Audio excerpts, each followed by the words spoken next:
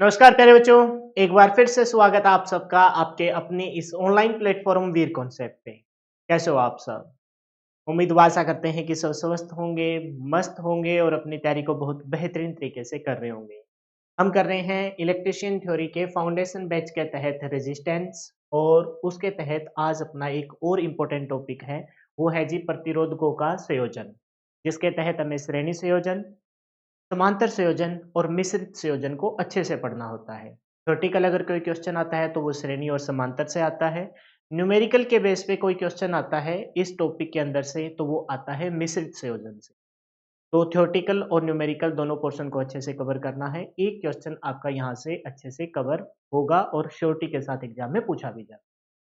जो बच्चे already foundation batch में इनरोल कर चुके हैं तो उनको मैं बता दूं, क्लास के जस्ट बाद पीडीएफ, कंप्लीट चैप्टर होने के बाद सारी पीडीएफ एक साथ, और कोई मंथ में कोई ऐसा एक डे डिसाइड कीजिए, और मैं तो कहूँगा वीकली एक डे ऐसा डिसाइड कीजिए जितना आपने पढ़ा है उस सारी पीडीएफ को आप एक साथ इकट्ठा पढ़ लीजिए। और जो बच्चे यूट्यूब पे देख रहे हैं एज पर डेमो के तौर पर, तो मैं बता दूं कि ये इलेक्ट्रिशियन थ्योरी का फाउंडेशन बैच चल रहा है। कुछ एक क्लास मैं आपके यूट्यूब पे डाल रहा हूँ और उसमें एक टॉपिक कवर करने की कोशिश रहती है, ताकि अगर क्लास भी देखो आप यूट्यूब पे तो भी आपका 1 या 2 नंबर का बेनिफिट हो। तो इलेक्ट्रिशियन थ्योरी के फाउंडेशन बैच में इनरोल करने के लिए आपको हमारी ऐप पे जाना पड़ेगा। लिंक उसका डिस्क्रिप्शन में दे रखा है। वीर कॉन्सेप्ट के नाम से अपनी ऐप है जिसपे आपको इलेक्ट्रिशियन थ्योरी का फाउंडेशन बैच और टेस्ट सीरीज मिलेगी। 50 मॉक टेस्ट मात्र 99 रुपीज में, और इलेक्ट्रिशियन थ्योरी का फाउंडेशन बैच 499 रुपए में। ये लिमिटेड टाइम पीरियड ऑफर है, हो सकता है आने वाले समय में इसका रेट भी बढ़ जाए, तो उस पर जाके आप इनरोल कर सकते हो। तो इलेक्ट्रिशियन थ्योरी के रिगार्डिंग किसी भी एग्जाम में आप बैठोगे और वहां पर इस फाउंडेशन बैच से किसी भी क्वेश्चन को आप बाहर नहीं पाओगे। चाहे आप हरियाणा के एग्जाम की तैयारी कर रहे हो, राजस्थान में, या फिर कोई भी ऐसे स्टेट एग्जाम की तैयारी कर रहे हो जिसमें इलेक्ट्रिशियन थ्योरी पूछी जाती है, तो अपने इस फाउंडेशन बैच से बाहर नहीं जाएगा, क्योंकि इतने डिटेल से और इतने शिद्दत से इस बैच में पढ़ाया जा रहा है। और कॉन्सेप्ट वही है, लिखवाया नहीं, याद करवाया जाता है। वो आप इन डेमो की क्लासों के माध्यम से आइडिया लगा भी सकते हो। तो स्टार्ट करते हैं अपनी क्लास को सरस्वती माता का नाम लेके। जय सरस्वती माँ। और आज का जो टॉपिक है वो जी है कि प्रतिरोधकों का संयोजन। तो मेनली हमें कितने प्रकार के संयोजन देखने होते हैं? 3 प्रकार के: श्रेणी संयोजन, समांतर संयोजन और मिश्रित संयोजन। थ्योरेटिकल पोर्शन जो आप पढ़ोगे वो किससे रिलेटेड पढ़ोगे? श्रेणी संयोजन से। और किससे रिलेटेड? समांतर संयोजन से। लेकिन जो न्यूमेरिकल पोर्शन जो आपको कवर करना है वो किसका कवर करना है? वो करना है जी आपको मिश्रित संयोजन। तो ध्यानपूर्वक और एक-एक चीज को क्लियर करते हुए हम चलेंगे। ऑलमोस्ट मैं कहूँगा कि 75% तक बातें आपको ऑलरेडी आती होगी, लेकिन फिर भी ध्यानपूर्वक सुनेंगे, और जिस पे मैं कहूँ कि भई ये चीज़ आपको याद कर लेनी है, ये पेपर में डायरेक्ट आती है, उसको याद कर लेंगे, बाकी चीज़ों को जस्ट सुनते चलेंगे। किसी बच्चे को विशेष टाइम खराब करने की ज़रूरत नहीं है, लिखने की कोई ज़रूरत नहीं है। ये पीडीएफ आपको यूट्यूब पे जो आप क्लास देख रहे हो वो ऐप पे आपको वीडियो के बराबर में मिल जाती है, वहाँ से इसको डाउनलोड करके आप पढ़ सकते हो। अच्छा, इस संयोजन की इस ये टॉपिक आखिरकार बना क्यों? क्योंकि आपको पता है कि जो हमारे पास जो प्रतिरोध होते हैं वो निश्चित मान के होते हैं। निश्चित मान कितना?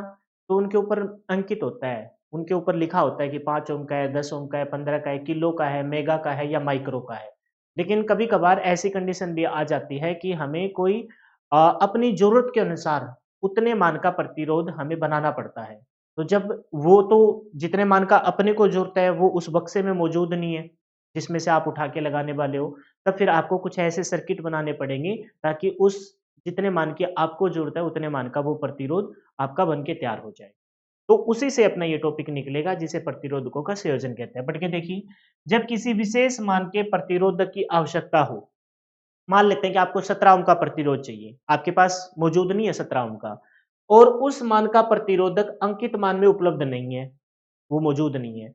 तो प्रतिरोधकों को विभिन्न क्रमों में संयोजित कर कर, या तो आप प्रतिरोधकों को श्रेणी क्रम में, वहाँ से बात बन जाए, या समांतर क्रम में, वहाँ से बात बन जाए। कभी-कभार क्या ऑलमोस्ट ज़्यादातर केस में क्या देखते हैं, ना श्रेणी ना समांतर, इन दोनों से बात नहीं बनती।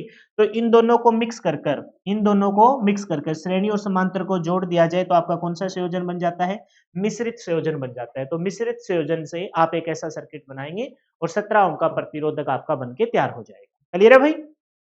तो ये है जी आपका टॉपिक बना कि क्यों हमें इसकी जरूरत पड़ी, क्योंकि जितने मान का आप चाहते हो वो अंकित मान पे अवेलेबल नहीं है, तो हमें उनका संयोजन करना पड़ेगा। तो सबसे पहले किसको स्टार्ट करेंगे, श्रेणी क्रम संयोजन को, प्रतिरोधकों का श्रेणी क्रम संयोजन। बहुत ही आसान है, सुनना है। अभी लिखने को यहाँ दो तो तीन तीन डेफिनेशन लिख रखी है, लेकिन काम की जो डेफिनेशन होगी जिससे रिलेटेड एग्जामिनर पूछता है बस उसी पे फोकस करेंगे, बाकी चीजों को जस्ट सुन लेंगे। क्या कहता है ये, प्रतिरोधकों का श्रेणी क्रम का संयोजन कैसा होता है उसके बारे में कुछ डेफिनेशन बताइए। वो कहता है कि यदि दो या दो से अधिक, अगर एक से ही बन जाता तो अंकित मान का अवेलेबल होता है ना। जैसे मान के चलो कि भाई हमें दो या दो से अधिक क्यों लगाने पड़े, क्योंकि हमारे पास उतने मान का प्रतिरोधक उपलब्ध नहीं है, पदार्थ का वो टुकड़ा अपने पास नहीं है जो धारा के प्रवाह का विरोध करते हैं। तो दो भी लगाने पड़ सकते हैं, श्रेणी में, समांतर में या मिश्रित में। मिश्रित में तो दो को तो क्या लगाएंगे, श्रेणी या समांतर में लगा सकते हैं, या फिर दो से अधिक भी लगाने पड़ सकते हैं। दो या दो से अधिक रेजिस्टेंस हो यानी कि प्रतिरोधकों को इस प्रकार से जोड़ा जाए, इस प्रकार से लगाया जाए कि उनमें से करंट यानी कि विद्युत धारा को बहने के लिए केवल एक ही रास्ता मिले या एक ही रास्ता हो, तो प्रतिरोध को यानी कि रेजिस्टेंसों के इस प्रकार के जोड़ को श्रेणी क्रम संयोजन, ये है जो पेपर में पूछा जाए। इसके अलावा जो लिख रखा है उसको जस्ट पढ़ना है, काम का यही है कि श्रेणी क्रम संयोजन एक ऐसा संयोजन है जिसमें प्रतिरोधकों को इस प्रकार से जोड़ा जाए कि विद्युत धारा को बहने के लिए सिर्फ एक ही मार्ग मिले, एक ही रास्ता मिले। तो ऐसे संयोजन को हम श्रेणी क्रम संयोजन, सीरीज कॉम्बिनेशन ऑफ रेजिस्टर कहते हैं। क्लियर है। आपको पता होगा कि विद्युत धारा हमेशा उच्च विभव से निकलती है, उच्च विभव से निकलती है। उच्च विद्युत धारा हमेशा हाई पोटेंशियल उच्च विभव से निम्न विभव लो पोटेंशियल की तरफ बहते हैं, जबकि इलेक्ट्रॉन है वो लो से हाई, और दोनों एक दूसरे के विपरीत बहते हैं। ये बात आपको बेसिक इलेक्ट्रिसिटी की कुछ डेफिनेशन में मैं करवा चुका हूँ। तो यहाँ से इस बैटरी से विद्युत धारा निकली प्लस पॉइंट से, वो R1 से बहते हुए, है ना, R1 फिर R2 से बहते हुए, फिर R3 से बहते हुए, फिर कहाँ की तरफ, नेगेटिव टर्मिनल से होते हुए, नेगेटिव टर्मिनल से होते हुए वापस अंदर चले। तो आप बताइए कि इस विद्युत धारा को कितने मार्ग मिले। आप कहोगे सर बहुत ही सिंपल सा है कि वो तो प्लस से निकली, R1 R2 R3 से होते हुए वापस उसी में चले, यानी कि विद्युत धारा प्रतिरोधकों को इस प्रकार से जोड़ रखा है कि विद्युत धारा को बहने के लिए सिर्फ एक ही मार्ग मिला है। तो ऐसे प्रतिरोधकों के समूह को हम श्रेणी क्रम संयोजन कहते हैं। क्लियर है भाई, ठीक है। दूसरी ओर देखिए, श्रेणी क्रम में रेजिस्टेंसों के अंतिम सिरा, श्रेणी क्रम का संयोजन में इस डायग्राम को थोड़ा सा एक्सप्लेन कर रहा है, मैंने कहा काम का बस यही था, जस्ट पढ़ना है। श्रेणी क्रम में एक रेजिस्टेंस का अंतिम सिरा, पहले रेजिस्टेंस का अंतिम सिरा, मान लेते हैं कि यहाँ से विद्युत धारा गई है तो ये पॉजिटिव पॉइंट हो गया भाई, ये नेगेटिव है, ये पॉजिटिव हो गया, ये नेगेटिव, इसको इरेज कर दूंगा, ये पॉजिटिव है, ये नेगेटिव हो गया। तो ये मान लेते हैं प्रथम सिरा है धारा से प्रवाह। हालांकि प्रतिरोधक है आपका वो द्विदिशीय बाई डायरेक्शनल डिवाइस है, धारा को इस साइड से भेजिए चाहे इस साइड से भेजिए, इस पे कोई फर्क नहीं पड़ेगा। ध्यान है ना आपको, मैंने बताया था कि प्रतिरोधकों की कुछ विशेष पॉइंट है, जिसमें आपको बताया कि ये रेखीय होता है, आपको मैंने बताया कि द्विदिशीय होता है, निष्क्रिय होता है, विद्युत धारा को ऊष्मा के तौर पर नष्ट करता है, उसमें कुछ ऐड या उसको एम्पलीफाई या फिर उसको स्टोर वगैरह नहीं करता। तो इधर से भेजिए चाहे इधर से, लेकिन हमने कहा क्या, ये पॉजिटिव ये नेगेटिव, पॉजिटिव नेगेटिव। तो इसने क्या कहा, प्रथम प्रतिरोध का यानी कि फर्स्ट रेजिस्टेंस का अंकित अंतिम सिरा अगले रेजिस्टेंस के प्रथम सिरे से जुड़ा हो, दूसरे प्रतिरोध का अंतिम सिरा तीसरे रेजिस्टेंस के प्रथम सिरे से जुड़ा हो, तो ऐसे संयोजन को श्रेणी क्रम संयोजन। अब बताओ, बेफालतू की बात थी ये तो, ये तो बेफालतू की बात थी, ये कभी पूछी नहीं गई, लेकिन ये किताबी डेफिनेशन है, बुक इस डेफिनेशन है जो आपको बतानी मेरी मजबूरी है। तो कहता है कि श्रेणी क्रम में एक रेजिस्टेंस का अंतिम सिरा दूसरे रेजिस्टेंस के आरंभिक सिरे से जुड़ा हो, और जब समांतर संयोजन देखेंगे पता है क्या कहेगा, सभी रेजिस्टेंस का प्रथम सिरा सभी रेजिस्टेंसों का अंतिम सिरा, मतलब प्रतिरोधकों का प्रथम सिरा और प्रतिरोधकों का अंतिम सिरा रजिस्टर का जोड़ दिया जाए तो उसे समांतर क्रम संयोजन। लेकिन वो डेफिनेशन पेपर में नहीं आएगी, पेपर में डेफिनेशन ये आएगी कि समांतर क्रम संयोजन में आपके प्रत्येक प्रतिरोधक के अंदर वोल्टेज ड्रॉप है वो सब में बराबर है, यहाँ विद्युत धारा बराबर होती है, वहां पर विभव वोल्टेज बराबर होता है, वो पूछी जाती है। लेकिन लिखने को ये भी डेफिनेशन है, इस प्रकार से जोड़ रखा है, प्रथम का अंतिम सिरा अगले का प्रथम सिरे से जुड़ा हो, इस प्रकार के संयोजन को श्रेणी क्रम। और भी देखिए, और भी देखिए, कहते हैं कि पहले रेजिस्टेंस प्रतिरोधक के आरंभिक सिरे और अंतिम रेजिस्टेंस के अंतिम सिरे को सप्लाई दी जाती है। क्या ये बात क्या लिखे बताने की जरूरत है, हमें पता है कि प्रतिरोधक का पहले सिरे से सप्लाई आ गई, इस साइड से विद्युत धारा है तो इधर सप्लाई एंटर हो गई और यहाँ लास्ट वाले से निकल गई। तो प्रथम के प्रथम सिरे को सप्लाई दे रहे हैं और अंतिम के अंतिम सिरे से सप्लाई आउट हो रही है, तो ऐसे संयोजन को श्रेणी क्रम से फालतू की बात थी, ध्यान वही रखना है कि यदि 2 या 2 से अधिक प्रतिरोधकों को इस प्रकार से जोड़ा जाए कि उनमें से प्रभावित होने वाली विद्युत धारा को एक ही मार्ग मिले, तो वो आपका संयोजन श्रेणी क्रम से होता है। लेकिन उसको बनाने के लिए हमें इस प्रकार से लगाना पड़ेगा कि पहले का अंतिम सिरा दूसरे के प्रथम सिरे से, दूसरे का अंतिम सिरा तीसरे के प्रथम सिरे। फिर एक बात और है, विद्युत सप्लाई जब जाएगी तो प्रथम के प्रथम सिरे से एंटर करेगी और अंतिम के अंतिम सिरे से बाहर निकलेगी। बस इसी डेफिनेशन को कथन 1 सही है, कथन 2 और कथन 3 उस बात को क्लैरिफाई कर रहे हैं, उस बात को समर्थन कर रहे हैं। समझ गए? ऐसे पेपर में आते हैं ना क्वेश्चन। आगे बढ़ जाएँ। फिर कहता है ओम के नियम के अनुसार। अब हमारे लिए जो काम का है वो लास्ट में ये फॉर्मूला है, ये तुमको याद रखना है कि R T is equal to यानी कि टोटल रेजिस्टेंस कुल प्रतिरोध है उसका मान आपको ध्यान रखना है और वो है जी R1 plus R2 plus R3, ये वाला सिर्फ याद रखना है। लेकिन उसको मैंने क्या कहा, समझ में आए तो ठीक है, ना समझ में आए तो भी ठीक है, कोई बड़ी बात नहीं है। आपको याद रखना है R T is equal to R1 plus R2 plus R3। लेकिन भाई टाइम है आपके पास, ज्ञान का भंडार आपको बनना है, आपको इस लायक बनना है कि जॉब लगने के बाद आप इस सब्जेक्ट को पढ़ाओ, समझ रहे हो ना? इस लायक बनना है। तो इसके लिए थोड़ी सी पीछे से हम स्टार्ट करते हैं और चीजों को समझते हुए आते हैं कि आखिरकार ये बना कैसे। तो क्या कहता है, ओम के नियम के अनुसार, ओम का नियम क्या था? पीछे एक क्लास जो मैंने डेमो के तौर पर डाली थी उसमें मैंने बताया था। ओम का नियम आपके जो जैसी शाह ओम थे, जैसी ओम थे, उन्होंने क्या कहा कि किसी बंद डीसी परिपथ में, उन्होंने वो डेफिनेशन दी किसी बंद डीसी परिपथ में। हालांकि वो दोनों जगह लागू होती है, एसी और डीसी में। उस डीसी बंद परिपथ में भौतिक अवस्थाएं समान रखने पर, तापमान को समान रखने पर, किसी प्रतिरोधक के दोनों सिरों के बीच है ना वोल्टेज ड्रॉप यानी कि विभवांतर उसमें से प्रभावित होने वाली विद्युत धारा के डायरेक्टली प्रोपोर्शनल है। एक्चुअल में तो ये डेफिनेशन है कि प्रॉपर, लेकिन हमने उसको सिंपल फॉर्म में फिर कन्वर्ट कर लिया और हम आज के टाइम में यूज करते हैं V is equal to I into R. कैसे बनाइए, इस प्रोपोर्शन के साइन को हटाएंगे तो क्या आ जाएगा, V is equal to I into R आ जाएगा। पहले आर को लिख लेते हैं, तो वो प्रोफेशन के साइन को नियंतांक, आर क्या है नियंत्रक, आर इंटू आई आ गया।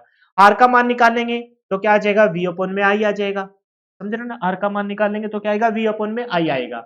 जबकि V इज इक्वल टू क्या है, आई इंटू आर, ये बना ही पड़ा है। अच्छा, अगर आर का मान निकाले तो V बटा में आई आ जाएगा। लेकिन हमें इन सब से कोई मतलब नहीं है, हमें मतलब है यहाँ सिर्फ अपने जो हमें बचपन से याद है, ओम के नियम के अनुसार V is equal to I into R होता है। V is equal to I into R होता है। हालांकि डायरेक्टली प्रोपोर्शनल V है वो डायरेक्टली प्रोपोर्शनल विद्युत धारा के प्रोपोर्शन के साइन को हटाते हैं तो आर आता है, R is equal to V upon में आई हो जाता है। ये वाला है ओम का नियम, लेकिन अपने को इतने से काम चला लेना है।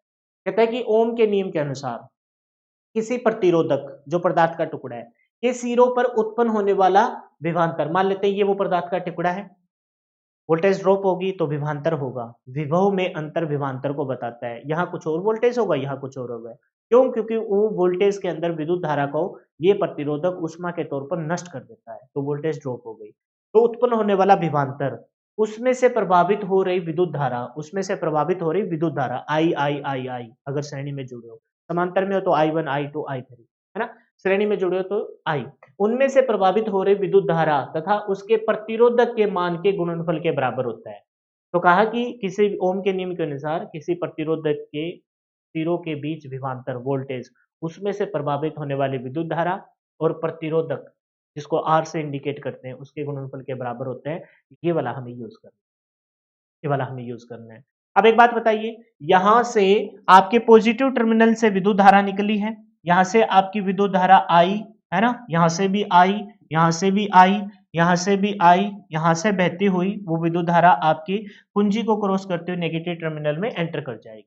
आप बताइए, हर जगह विद्युत धारा आई का मान तो समान है, यानी आई को तो उठाने की कोई जरूरत नहीं है, तो हम किसको निकालेंगे, वो विभव V को निकालेंगे। और प्रत्येक रजिस्टर पर वोल्टेज ड्रॉप अलग अलग होगा, प्रत्येक रजिस्टर पर वोल्टेज ड्रॉप अलग होगा, यहाँ V1 का मान अलग होगा। और अगर सबका मान समान होता तो V से इंडिकेट करते, जैसे प्रत्येक जगह विद्युत धारा I है तो I ही बोला मैंने, I1 I2 I3 तो नहीं बोला। समझ रहे हो मेरी बात को? तो यहाँ पर अलग वोल्टेज ड्रॉप होगा V1, यहाँ पर अलग होगा V2 और यहाँ पर V3। तो हमें टोटल वोल्टेज ड्रॉप निकालना होता है। कुल विभव निकालना होता है, तो कुल विभव के लिए हम क्या बोलेंगे, इस संयोजन में प्रत्येक प्रतिरोध का विभवांतर पृथक-पृथक यानी अलग-अलग होता है। तो हम निकालेंगे टोटल विभव, टोटल वोल्टेज, टोटल विभवांतर। तो VT इज इक्वल टू क्या होगा, V1 plus V2 plus V3। हम इन तीनों को जोड़ देंगे। टोटल वोल्टेज क्या होगा? अच्छा सर, हम वोल्टेज को ही क्यों निकाल रहे हैं, धारा को क्यों नहीं निकाल रहे? धारा को निकालेंगे हम समांतर में, श्रेणी में नहीं निकालते, क्योंकि जो चीज समान है उसको निकालने की क्या जरूरत है। 5 एम्पियर की धारा बह रही है तो पूरे सर्किट में से 5 एम्पियर की जाएगी। हालांकि वो बात अलग है कि वोल्टेज ड्रॉप की वजह से इसका मान बदलता रहेगा, लेकिन धारा का मान तो समान है। समझ रहे हो मेरी बात को? तो जो चीज समान है उसको हम नहीं छेड़ेंगे, जिस चीज की में अंतर है, अंतर किस में जी, विभव में। प्रत्येक जगह वोल्टेज ड्रॉप अलग अलग है, तो हम टोटल वोल्टेज, टोटल विभवांतर निकालेंगे। टोटल विभवांतर तीनों को श्रेणी में, तो तीनों को जोड़ देंगे, V1 plus V2 plus V3। अब यहां से हमें जाना है अपने फाइनल फॉर्मूले में, श्रेणी के अंदर जो टोटल प्रतिरोध होता है जिसे RT तुल्य प्रतिरोध बोलते हैं, वो इक्वल होता है R1 plus R2 plus R3। उसके ऊपर जाना है, लेकिन कैसे जाएंगे उसी चीज को यहाँ एक्सप्लेन कर रखा है। फॉर्मूला तो इस पे आना है, RT is equal to R1 plus R2 plus R3, लेकिन ये बना कैसे उस चीज को यहाँ एक्सप्लेन करना है। पिछले पेज से हम पढ़ के आए हैं कि भाई हम किसके साथ छेड़खानी करेंगे, हम छेड़खानी करेंगे उसके साथ जिसका मान बदल रहा है, जिसका मान अलग अलग है। विद्युत धारा का मान तो हर जगह समान है, उसको छेड़ने की जरूरत नहीं है, क्योंकि पूरे सर्किट हमने प्रतिरोधकों को इस प्रकार से संयोजित किया कि विद्युत धारा को एक ही मार्ग मिला, एक ही मार्ग मिला, तो विद्युत धारा का तो मान समान है। लेकिन प्रतिरोधक के मान अलग अलग होने की वजह से वोल्टेज ड्रॉप अलग अलग है, इस वजह से टोटल वोल्टेज निकालेंगे, कुल विभवांतर निकालेंगे, जो V1 plus V2 plus V3। अब ओम के नियम के अनुसार हमने अच्छे से पढ़ा है कि V इज इक्वल टू, बोलिए जरा, V इज इक्वल टू क्या होता है, I इंटू आर होता है। V इज इक्वल टू क्या होता है जी, I इंटू आर होता है। ये V, यहाँ से विद्युत धारा कितनी है जी, I है। विद्युत धारा का मान बताइए क्या है, विद्युत धारा का मान सर I है। यहाँ से भी विद्युत धारा का मान कितना है सर, यहाँ से भी विद्युत धारा का मान I है। यहाँ से भी विद्युत धारा का मान क्या है, यहाँ से भी विद्युत धारा का मान I है। अब सब पता है कि यहाँ इन तीनों से I अगर बह रही है तो वहां उसे इंडिकेट ना करके मैं यहाँ कर दूं इंडिकेट, कि पूरे सर्किट में से विद्युत धारा I बह रही है, और वही पूरे सर्किट में से नेगेटिव टर्मिनल से निकल के पॉजिटिव, सॉरी पॉजिटिव से निकल के नेगेटिव में चली जाए। तो वोल्टेज V1 ओम के नियम के अनुसार क्या था, V is equal to I into R था। इसको इरेज करूंगा, मैं V1 का मान निकाल रहा हूं मेरे भाई, V1 का मान निकाल रहा हूं। विद्युत धारा का मान तो I हर जगह समान है, तो I इंटू, यहां बताइए प्रतिरोधक जिसका मान अलग है, उस प्रतिरोधक का मान क्या है सर, R1 है। क्या है जी, R1 है। ठीक उसी प्रकार से अगर यहाँ दूसरे प्रतिरोधक पर वोल्टेज ड्रॉप निकाली जाए तो V2 इज इक्वल टू क्या हो जाएगा सर, I इंटू आर। आई का मान तो हर जगह समान है, यानी कि आ जाएगा I इंटू R2। और यहाँ से अगर V3 का मान निकालूं सर, विद्युत धारा तो पूरे सर्किट में से समान बह रही है, तो इसका मतलब यहाँ किसकी वजह से अंतर आएगा, अंतर आएगा सर प्रतिरोधक की वजह से, जिसका मान है जी R3। बताइए क्या तुमको ये सारी बात समझ में आई?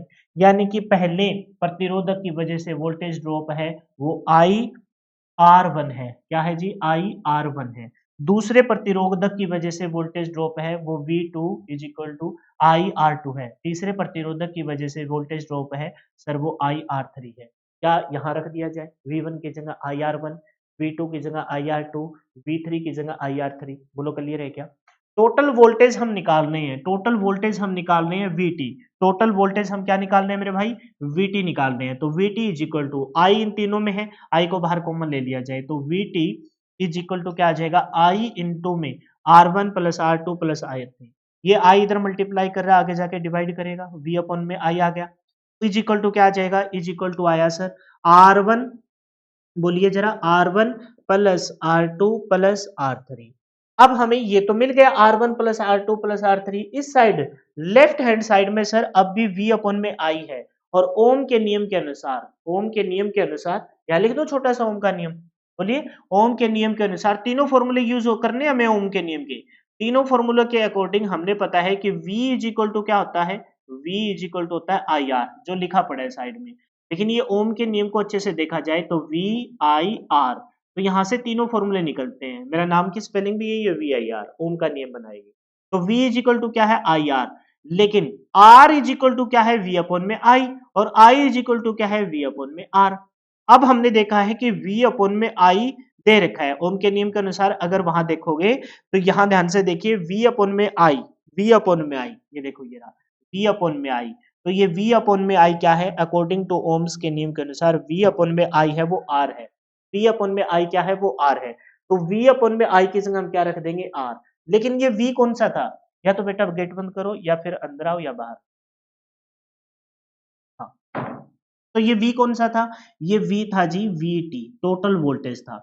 तो टोटल वोल्टेज अपॉन में I, तो R इज इक्वल टू कौन सा बन जाएगा, ये है जी टोटल। वैसे तो फॉर्मूला है कि ओम के नियम के अनुसार R is equal to V upon में I, लेकिन यहाँ वोल्टेज कौन सा है, टोटल वोल्टेज, तो ये बन जाएगा total resistance. Total resistance is equal to R1 plus R2, ये फॉर्मूला। अब जो ओम के नियम से रिलेटेड तुमको मेन जो आपके एग्जाम में पूछा जाता है, वो पहला पॉइंट तो ये है कि श्रेणी क्रम में, कौन से क्रम में, ये डिलीट कर दूंगा मैं क्योंकि समझाना तो सारा ही है और समझाया है तो भी उस चीजों को बार बार पढ़ते रहेंगे। श्रेणी क्रम संयोजन में विद्युत धारा का मान क्या होता है, विद्युत धारा, धारा का मान शॉर्ट फॉर्म में लिख देता हूँ, विद्युत धारा का मान क्या होता है, धारा का मान समान होता है। ये बात एक तो पूछी जाती है। दूसरी बात पूछी जाती है कि श्रेणी क्रम संयोजन में कुल प्रतिरोध RT है ना, कैसे निकाला जाएगा, तो कह देंगे सारे प्रतिरोधों का जोड़ होगा। दो है तो दो का जोड़, तीन है तो तीन का जोड़, और अगर चार है तो चार का जोड़, और कहता है कि अगर n प्रतिरोध है तो n का जोड़ हो जाएगा, n का जोड़ होगा। तो बस ये बात हमें, हालांकि इसको पढ़ने में हमने 20 से 25 मिनट लगाए हैं, तो क्या सर वो काम का नहीं है भाई, आज तक पूछा गया है ये, और पूछा जा सकता है आगे चलकर वो भी। फिर अगर कोई नया क्वेश्चन ऐड हो जाएगा, फिर अगले बैच में पढ़ाएंगे तो कहेंगे कि आज तक पूछे गए 2 प्लस में 1, ये 3 बातें। तो समझ रहे हो कि चीजें एक्स्ट्रा हमें क्यों करनी पड़ती है, क्योंकि हो सकता है कि जो आज तक पूछा गया उससे आगे चलकर भी पूछ लिया जाए। तो श्रेणी क्रम संयोजन समझ में आ गया। याद हमें यही रखना है कि R T is equal to R1 plus R2 plus R3 कैसे बना है, उसके बारे में मैंने अच्छे से बता दिया कि भाई इनके अंदर धारा का मान तो समान है लेकिन वोल्टेज ड्रॉप अलग अलग होगा। तो यहाँ R1 की वजह से वोल्टेज ड्रॉप, यहाँ R2 की वजह से यहाँ R3 के, तो टोटल वोल्टेज निकालेंगे V1 प्लस V2 V3। कैसे निकलेगी, यहाँ से I R1, यहाँ से I R2, यहाँ से I R3। I को कॉमन लिया, बाहर आ गया, I को डिवाइड किया, V अपन में I R होता है। ये टोटल वोल्टेज था, तो total resistance RT is equal to R1 plus R2 plus R3 and so. अगर 3 से ज्यादा हो तो 3 से ज्यादा। अब देखते हैं जी श्रेणी क्रम संयोजन की कुछ विषय जो हमने पढ़ा है उससे रिलेटेड कैसे एग्जाम में पूछा जाता है। ये तो वही बात है जो अभी पढ़ के आए हैं, पीछे जितना भी पढ़ के आए ये फर्स्ट पॉइंट उसका निचोड़ है। वो क्या कहता है, श्रेणी क्रम संयोजन की कुछ विशेषताओं में, यदि n प्रतिरोधों को श्रेणी क्रम में जोड़ा जाए, n का मतलब 2 को जोड़ा जाए, 3 को जोड़ा जाए, 4 को जोड़ा जाए या 5 को जोड़ा जाए, n का मान कुछ भी हो सकता है। तो यदि n प्रतिरोध, कितनी भी वैल्यू हो सकती है, प्रतिरोधों को श्रेणी क्रम में जोड़े तो तुल्य प्रतिरोध, तुल्य मतलब टोटल कुल प्रतिरोध, तुल्य प्रतिरोध कितना होगा, तो टोटल प्रतिरोध होगा G R T is equal to R1 plus R2 plus R3, जो भी थोड़ी देर पहले बता के आ रहा, प्लस डॉट डॉट डॉट करके कहां तक होगा जी Rn तक। तुल्य प्रतिरोध कितना हो जाएगा भाई, तुल्य प्रतिरोध हो जाएगा इन सब का जोड़, इन सब का जोड़। दो है तो दो का जोड़, तीन है तो तीन। ये सर क्या नई बात है, अरे ये सारा कुछ पढ़ के आए हैं, मैं बस उनकी प्रॉपर्टियां बता रहा हूँ। ये पॉइंट तो आपको कहेगा यार ये तो टुच्चा सा पॉइंट था, पहले ही बता दिया सर ने। यहाँ थोड़ी बात काम की है जो पेपर में पूछी जाती है, ये भी पेपर में पूछा गया है, ये भी पेपर में पूछा गया है, ये भी पेपर में पूछा जाता है। तो पूछे जाने वाली बात के लिए पहुंचने के लिए हमें थोड़े से है ना उन चीजों से भी निकलना होता है जो ऑलरेडी हमने कर रखी है। तो तुल्य प्रतिरोध क्या होगा, R1 plus R2 plus R3 and so on up to Rn। जैसे ये एग्जांपल के तौर पर 1 2 3 अब कहां तक है, Rn तक। अब सुनिए एग्जाम्पल के तौर पर देखिए, मैंने कहा कि प्रथम प्रतिरोध है वो 5 ओम का है, कितने ओम का है जी, 5 ओम का है। दूसरा प्रतिरोध है वो मैंने बोल दिया 10 ओम का है। तीसरा प्रतिरोध बोल दिया मैंने, जैसे मैंने बोल दिया 12 ओम का। तो आप बताइए तुल्य प्रतिरोध, टोटल प्रतिरोध क्या होगा, तो टोटल प्रतिरोध हम क्या कहेंगे सर, इनका जोड़ करेंगे, क्या बोला जाएगा, R1 plus R2 plus R3। ये बेफालतू में लिख रहा हूं मैं, बेफालतू में लिख रहा हूं। 3 प्रतिरोध है तो 3 को जोड़ दिया, 4 प्रतिरोध है तो 4 को जोड़ देंगे, यही बात है ना। जोड़िए जरा, बेफालतू में लिखा है मैंने। आर टी कितने प्रतिरोध है, कुल मिलाकर 3 प्रतिरोध है, कितने प्रतिरोध है 3। तो हम क्या कहेंगे 5 प्लस में, बोलिए 5 प्लस में 10 प्लस में 12, 5 प्लस में 10 प्लस में 12, तो 12 और 10 22, 22 और 5 27। तो टोटल प्रतिरोध कितना हो गया, 3 प्रतिरोधों का इनका 27 ओम हो गया। कितना हो गया जी 27 ओम। बहुत ही सिंपल सी बात थी, और इसमें आपको ये बात पता लग गई कि भाई इस प्रकार से अगर श्रेणी क्रम में दे रखे हो तो सबको जोड़ना है। कोई एक्स्ट्रा की बात पे हमें ध्यान नहीं देना। तुल्य प्रतिरोध R1 plus R2 plus R3, 4 है तो प्लस R4, 5 है तो R5। ठीक है, ये बात आपको ऑलरेडी पीछे सिखा के आया हूं। विद्युत धारा का मान एक ही मारक होता है और तुल्य प्रतिरोध है वो total RT is equal to R1 plus R2 plus R3, 4 है तो प्लस R। ये बात पेपर में पूछी गई है, सुन लीजिए और ऊपर से क्लियर भी हो जाएगा। श्रेणी क्रम में तुल्य प्रतिरोध हमेशा बढ़ता है।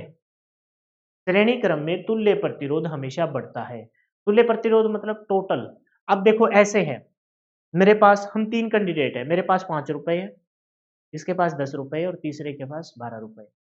श्रेणी क्रम में हमने देखा टोटल करना होता है, R1 plus R2 plus R3। समांतर में कुछ और करना होगा, ऐसे समझ के चलिए। तो भाई हमारे पास, मेरे पास 5 रुपए थे, इनके पास 10 है और इसके पास 12 रुपए है, तो टोटल तो इन तीनों का जोड़ है, तो भाई टोटल तो हमेशा बढ़ेगा। 5 प्लस में 10 प्लस में 12, तो टोटल कितना होगा? टोटल होगा 27। तो यही बात बोल रखी है और ये पेपर में पूछी गई है, बहुत ही छोटी सी बात कि श्रेणी क्रम में तुल्य प्रतिरोध हमेशा बढ़ता है। लेकिन पता है इस बात को कैसे पूछा? इस बात को ऐसे पूछा, देखो श्रेणी क्रम संयोजन में तुल्य प्रतिरोध सबसे बड़े प्रतिरोध के मान से भी बड़ा होता है, जबकि समांतर क्रम में तुल्य प्रतिरोध, तुल्य मतलब कुल प्रतिरोध, सबसे छोटे प्रतिरोध के मान से भी छोटा होता है। दोनों बातों को लिखाऊंगा लास्ट में, लेकिन अभी इस बात को बहुत ही सिंपल है, इसको याद करने में भी कोई जोर आएगा। श्रेणी क्रम में तुल्य, तुल्य मतलब कुल प्रतिरोध हमेशा बढ़ता है, हमेशा बढ़ता है। कैसे? आपने देखा सबसे छोटा प्रतिरोध 5 है, फिर 10 है, फिर 12 है, तो टोटल प्रतिरोध कितना हुआ? 27 हुआ, तो कुल प्रतिरोध बढ़ गया। ये इस बात को प्रूव करता है कि तुल्य प्रतिरोध हमेशा बढ़ता है। तो ये इस बात को प्रूव कर रहा है कि नहीं कर रहा कि बढ़ा हुआ है? पहले 5 था, फिर 10, दूसरे का 10, तीसरे का 12, तीनों को जोड़ा तो 27, तो तुल्य प्रतिरोध बढ़ा हुआ है। लेकिन इस बात को पेपर में कैसे पूछा? ऐसे पूछा, श्रेणी क्रम संयोजन में तुल्य प्रतिरोध, तुल्य मतलब टोटल रेजिस्टेंस, हमेशा सबसे बड़े प्रतिरोध से भी बड़ा होता है, सबसे बड़े प्रतिरोध से भी बड़ा होता है। ये इस बात को ऐसे पूछा, एग्जाम्पल के सारे यहां क्लियर करेंगे, पहले देखते हैं। ठीक है, अच्छा इस बात को पिछले वाले एग्जाम्पल से भी देख सकते हो। जैसे आपने देखा कि ये कितना था, ये 5 ओम का प्रतिरोध था, फिर ये 10 ओम का प्रतिरोध था, फिर 5 ओम का प्रतिरोध था, फिर 10 ओम का प्रतिरोध था, और फिर कितने ओम का था? फिर 12 ओम का प्रतिरोध था। तो बताइए 5 ओम के प्रतिरोध, पीडीएफ में आपको साफ साफ दिखाई देगा, ये 5 ओम का प्रतिरोध था, ठीक है, ये 10 ओम का प्रतिरोध था। ये कितने ओम का प्रतिरोध था? ये 10 ओम का प्रतिरोध था, और ये कितने ओम का प्रतिरोध है? सर ये 12 ओम का प्रतिरोध है।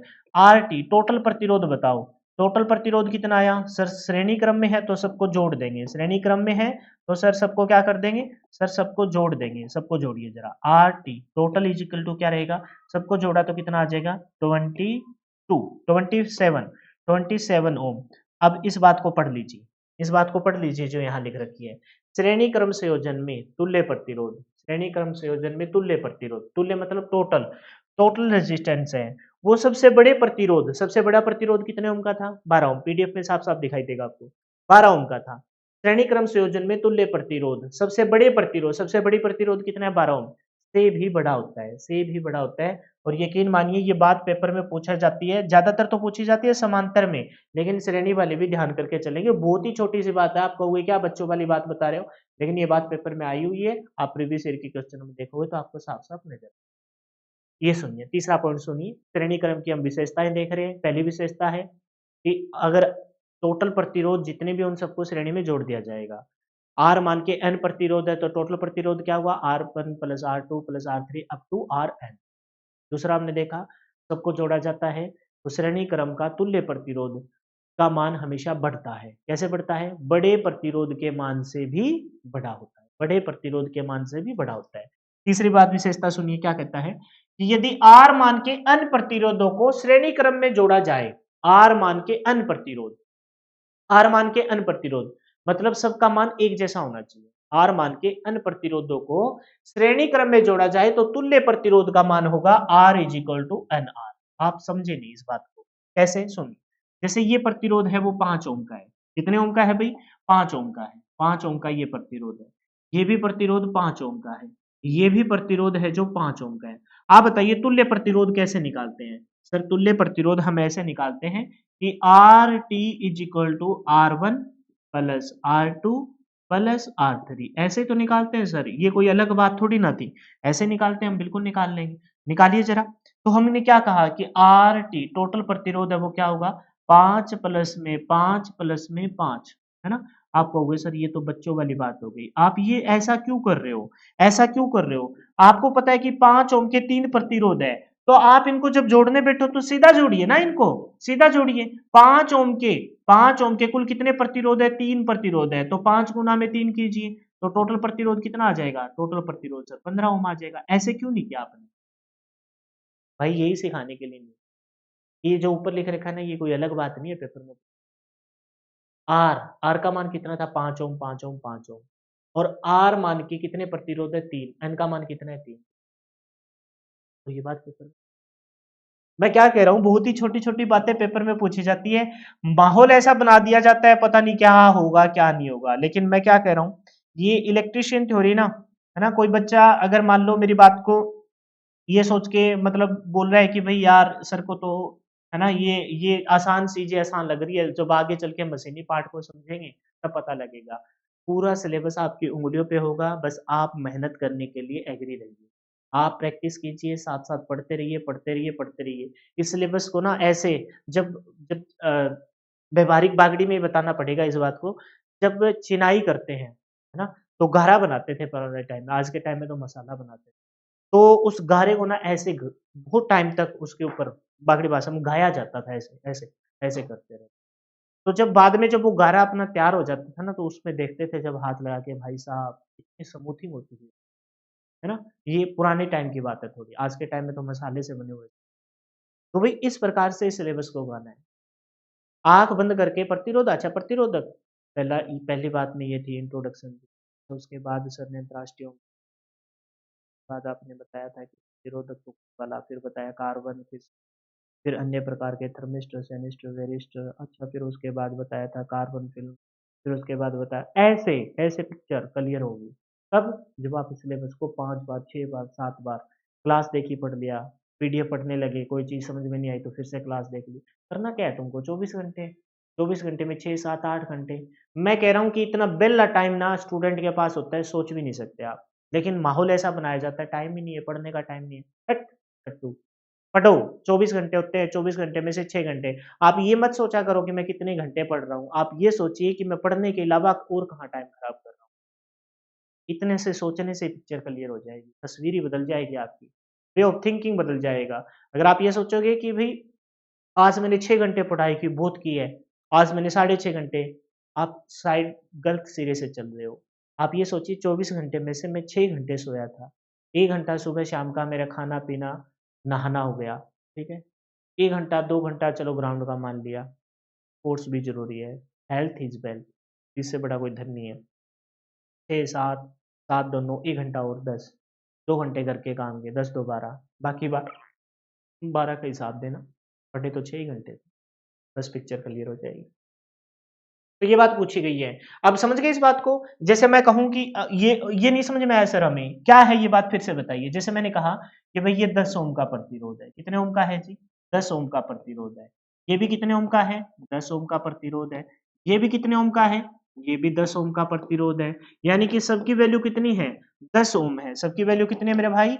सबकी वैल्यू है सर 10 ओम। सबकी वैल्यू कितनी है? 10 ओम है। तो एक बात बताओ, तुल्य प्रतिरोध आरटी, टोटल प्रतिरोध है वो होता है N इंटू आर, होता है कि नहीं होता? बिल्कुल होता है सर। तो इसमें हमें करना क्या है, सिंपल सी बात है भाई, हमें करना है, आप देख लीजिए कितनी है, N का मान कितना है, N का मान है सर 5, कितने प्रतिरोध जोड़ रखे हैं 5, R का मान कितना है सर, R का मान है जी 10, फॉर्मूला है N इंटू आर, बस मल्टीप्लाई करेंगे, 5 गुना में 10, तुल्य प्रतिरोध कितना हो जाएगा, 50 ओम हो जाएगा। कहने का मतलब ये है कि इस बात को कोई भी बच्चा बता देगा, अच्छा 2 प्लस 2 प्लस 2 प्लस 2 प्लस 2, 2 को 5 बार जोड़ना है तो 5 दूनी 10, 8 plus 8 plus 8 plus 8, 8 plus 8 16 plus 8 24 plus 8 32, 8 को 4 बार जोड़ना, 8 चौका 32, सिंपल सी बात है। ये बात पेपर में पूछी गई है कि आर मान के अन्य प्रतिरोधों को श्रेणी क्रम में जोड़ा जाता है तो तुल्य प्रतिरोध कितना होगा, एन आर, ये फॉर्मूला ही पूछा गया है। ये वाली बात तो हम अपनी सुविधा के अनुसार क्वेश्चन को सोल्व करने के लिए यूज करते हैं। अब इस बात को फिर से पढ़ लीजिए। श्रेणी क्रम संयोजन में तुल्य प्रतिरोध सबसे बड़े प्रतिरोध के मान से भी बड़ा होता है, सबसे बड़ा। अब मान के देखो यहाँ सबसे बड़ा कौन था? 5 ओम का, तो तुल्य प्रतिरोध 15। तो सबसे बड़ा प्रतिरोध सब में 10 है, तो तुल्य प्रतिरोध 50। यहाँ तुल्य प्रतिरोध 5, 10, 12 में सबसे बड़ा प्रतिरोध 12 है, 12 से भी बड़ा, यानी कि तुल्य प्रतिरोध है वो टोटल का सम है, तो भी मान तो बड़ा। बहुत ही सिंपल सी बात है जो पेपर में। तो ये थी श्रेणी क्रम की कुछ विशेषताएं। अब जल्दी से एक दो न्यूमेरिकल है उनको निपटा लिया जाए, फिर उसके बाद देखेंगे समांतर क्रम से। बहुत ही सिंपल है, मैंने पहले बता दिया। लेकिन मेन मुद्दा क्या है? मेन मुद्दा है जी सारी चीजों को क्लियर करना, कॉन्सेप्ट क्लियर करना। अगर सिर्फ और सिर्फ ये बताया जाए कि ये पेपर में पूछा गया है तो वो रटने वाली बात हो जाएगी। जो पढ़ा है उसको उसके बेस पे जल्दी जल्दी से निपटाते हैं। 3 प्रतिरोध 10 ओम, 15 ओम और 20 ओम ये श्रेणी क्रम में जोड़े हो। ये भाई है 10 ओम का, ये है जी 15 ओम का, 15 ओम का, ये है जी 20 ओम का। तुल्य प्रतिरोध बताओ आर टी। आर मान के अन प्रतिरोध श्रेणी क्रम में जोड़े हो तो तुल्य प्रतिरोध होता है जी R1 plus R2 plus R3।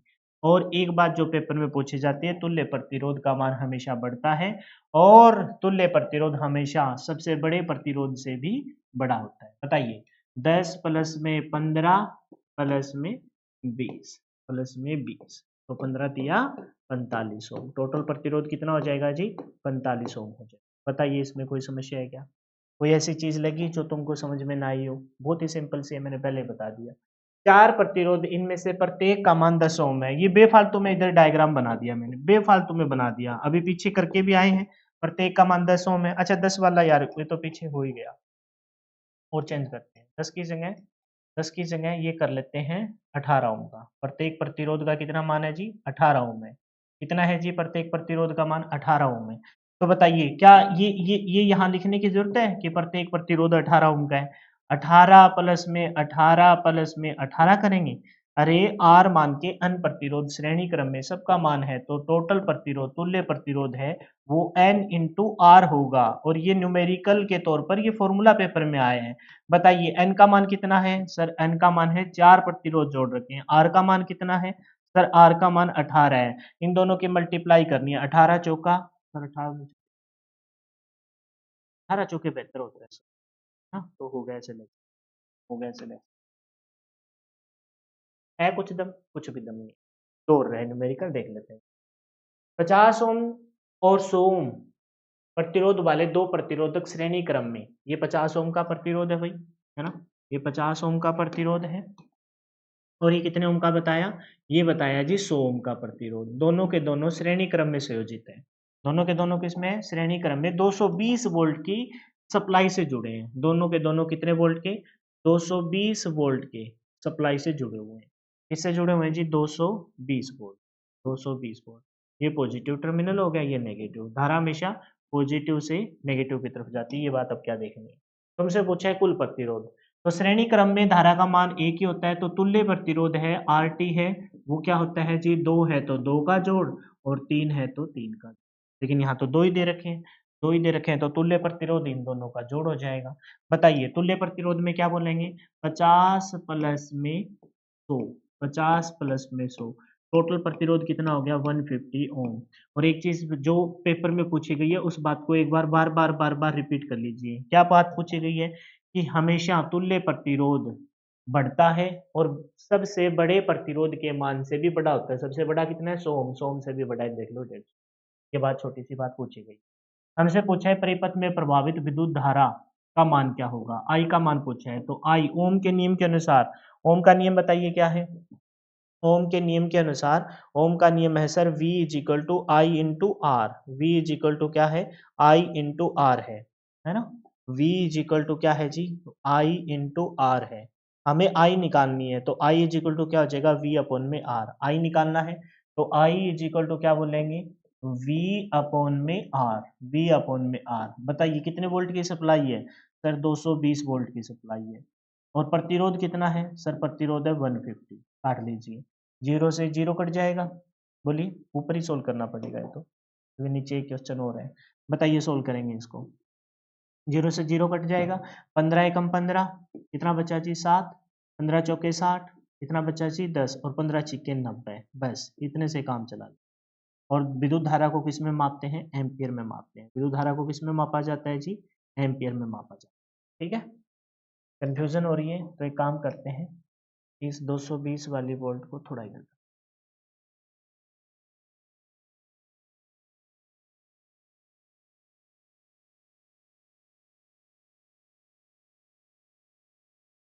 अब जब तक प्रॉपर तरीके से आ ना जाए ना, मेरे को मजा नहीं आता, फिर मैं ऐसे ऐसे करता ही रहता हूँ। कभी कभार आपकी क्लास पढ़ाने के बाद फिर पीडीएफ को चेक करता हूँ कि कौन सी चीज़ अच्छे से नहीं लिखी गई, फिर उसको सही करता हूँ ताकि आपको प्रॉपर तरीके से मिले। प्रत्येक प्रतिरोध का विभवांतर निकालिए। अब कह रहे हैं कि भाई यहाँ से जो वोल्टेज ड्रॉप हुआ, यहाँ से लेकर यहाँ तक, यहाँ वोल्टेज ड्रॉप V1 हुआ है, यहाँ पर वोल्टेज ड्रॉप V2 हुआ है। विद्युत धारा का मान तो प्रत्येक जगह समान है, लेकिन प्रतिरोध की वजह से वोल्टेज ड्रॉप अलग अलग है। और हमने जो फॉर्मूला बनाया RT is equal to R1 plus R2 plus R3, उसका फॉर्मूला कहाँ से बना था कि total voltage VT is equal to V1 plus V2 plus V3। तो यहाँ से पहले प्रतिरोध, प्रतिरोध में से वोल्टेज ड्रॉप V1 कैसे निकलेगी? V इज इक्वल टू क्या होता है? I into R1। V2 कैसे निकलेगा? V2 निकलेगा क्योंकि धारा का मान तो समान है, I इंटू R2 हो जाएगा, है ना। कोई एक चीज आपसे पेपर में पूछी जाती है, बताइए बताइए V1 का मान निकाल रहे हैं, फिर V2 का मान निकालेंगे, धारा का मान समान होता है तो इसमें धारा को तो देखने की जरूरत नहीं है। धारा का मान कितना है? 1.46 है, 1.46, दो ही अंकों तक लिया हमने, आगे भी जा सकता था। 0 से 0 कट गया, 15, 15 एकम 15 कितना बचा? 7, 70 बना, 15 चौके 60, कितना बचा? 10, और 15 छिके 90, दो ही अंकों तक निकाला, दशमलव के दो अंकों तक। R1 का मान बताइए। R1 का मान है जी 50 ओम। कितना ओम है जी? 50 ओम। तो 50 से मल्टीप्लाई करेंगे, तो 5 से मल्टीप्लाई करेंगे, 50 से कर लिए, 5 से के लिए ये जीरो इधर शिफ्ट सिखाया था ना मैंने पिछली क्लास में, लेकिन कोई बात नहीं, 5 का पढ़ा पढ़ो। 5 छिके 30, फिर ये 3, 5 चौके 20 और 3 23, 5 एकम 5 और 2 7, यही आएगा। 5 का पढ़ा पढ़ा, 5 छिके 30, फिर ये 3, 5 चौके 20, 20 और 3 23, 5 एकम 5 और 2 7। अब बताइए ये वाला पॉइंट हटाएंगे तो नीचे कितना आएगा? 100 आएगा। यहाँ एक जीरो है, एक जीरो से एक जीरो कैंसिल, यानी कि नीचे 10, 10 एक जीरो एडजस्ट करनी है तो यहाँ आ जाएगा पॉइंट। तो ये इसको बोला जाएगा कितना वोल्टेज आ गया? 73 वोल्ट। दो अंकों तक निकाले क्योंकि वोल्टेज विभवांतर इन सबको किस में मापा जाता है? वोल्टेज ड्रॉप, विभवांतर और विभव, इन सबको वोल्ट में मापते हैं। तो 73 वोल्ट। दूसरा निकालिए I2। आई का मान क्या है? आई का मान तो सर वही है 1.46। बोलिए आई का मान क्या है? आई का मान है सर 1.46। लेकिन प्रतिरोध का मान कितना है? प्रतिरोध का मान है सर 100। दो जीरो एडजस्ट करनी है क्योंकि दूसरा तो 100 ओम का है, तो दो जीरो एडजस्ट करनी है, पॉइंट हटाएंगे, बटा में दो जीरो, दो जीरो से दो जीरो कैंसिल हो जाएगी, कितना आ जाएगा? 146 वोल्ट। 146 वोल्ट। अब एक बात और देखो तुम, हालांकि ये थोड़ी सी डिटेल की बात है, इसको मैं आपको ऐसी थ्योरी में अच्छे से बताऊंगा जहां आपको मैं ऊर्जा, शक्ति, खपत, किलोवाट आवर, इनको अच्छे से बता रहूंगा।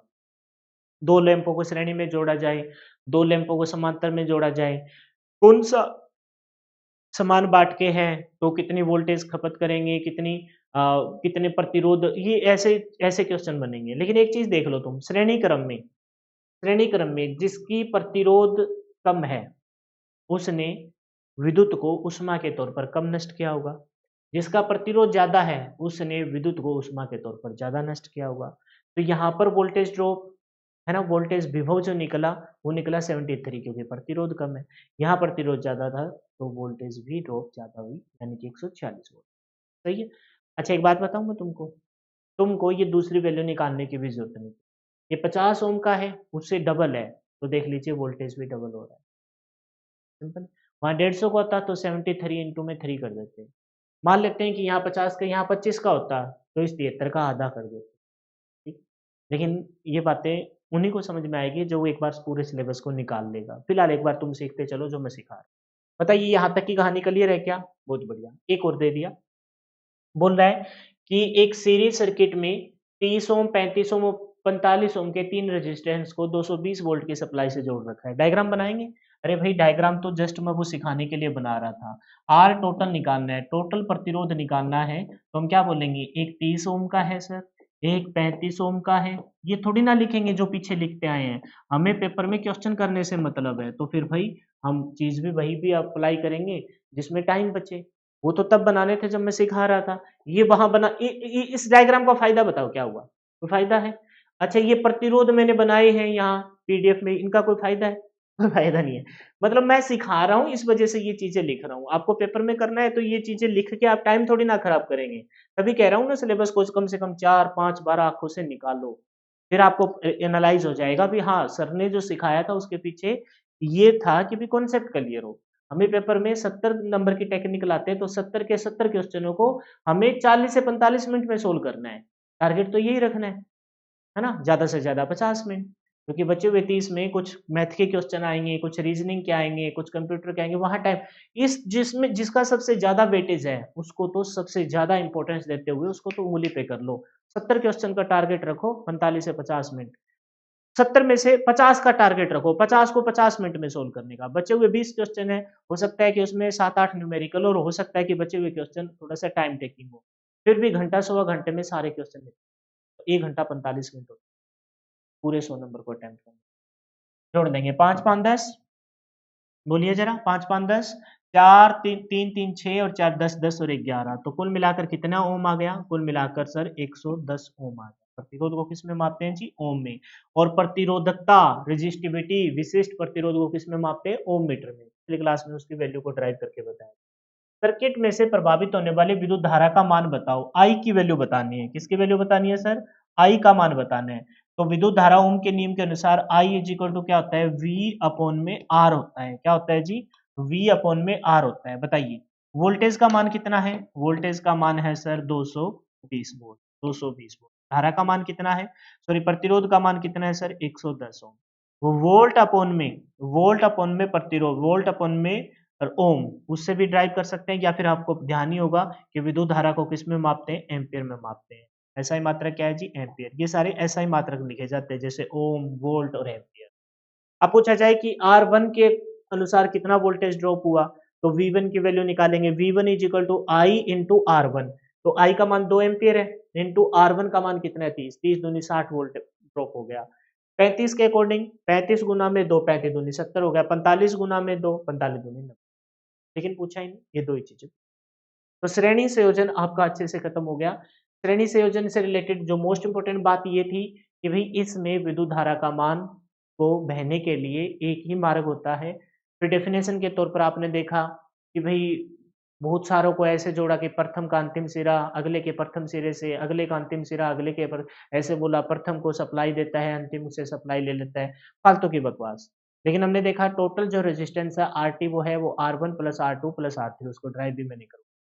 फिर आपके काम की बात थी कि तुल्य प्रतिरोध का मान हमेशा बढ़ता है। दूसरी बात बड़े हुए प्रतिरोध सबसे बड़े प्रतिरोध से भी बड़ा होता है और n मान के प्रतिरोधों को जोड़ रखा हो जैसे 15 ओम के 4 प्रतिरोध जोड़ रखे हैं तो 15 प्लस 15 15 प्लस ये क्या 15 चौके 60 लेकिन ये जो बात बोलते हैं 15 चौके 60 20 ओम के 5 जोड़े हैं तो 20 पंजा 100 25 ओम के 4 जोड़े तो 25 चौका 100 इसको फॉर्मूले के तौर पर पूछता है ये जो कितने जोड़े हैं उसको n बोलते हैं जैसे 4 जोड़े तो n की वैल्यू 4 है 20 ओम के 4 जोड़े हैं तो हम बोलते हैं 20 चौका 80 यानी कि n का मान 4 है और प्रतिरोध का मान 20 है तो यही फॉर्मूला बन के आएगा R मान के n प्रतिरोध अगर जोड़े हो तो तुल्य प्रतिरोध होता है NR ये पेपर में पूछा गया इसके अलावा कुछ भी नहीं है हल्के फुल्के हमने छोटे मोटे न्यूमेरिकल क्लियर है भाई अब चलते हैं जी प्रतिरोधकों के समांतर संयोजन प्रतिरोधकों के समांतर संयोजन में डायग्राम थोड़ा सा हल्का दिख रहा होगा आपको लेकिन परेशान होने की जरूरत नहीं है ना क्योंकि ये पीडीएफ मैंने बनानी होती है ना तो इसमें से डायग्राम भाई मैं उठा के लेके आता हूँ क्योंकि अभी फिलहाल मेरे पास कोई डिजाइनर विजाइनर नहीं है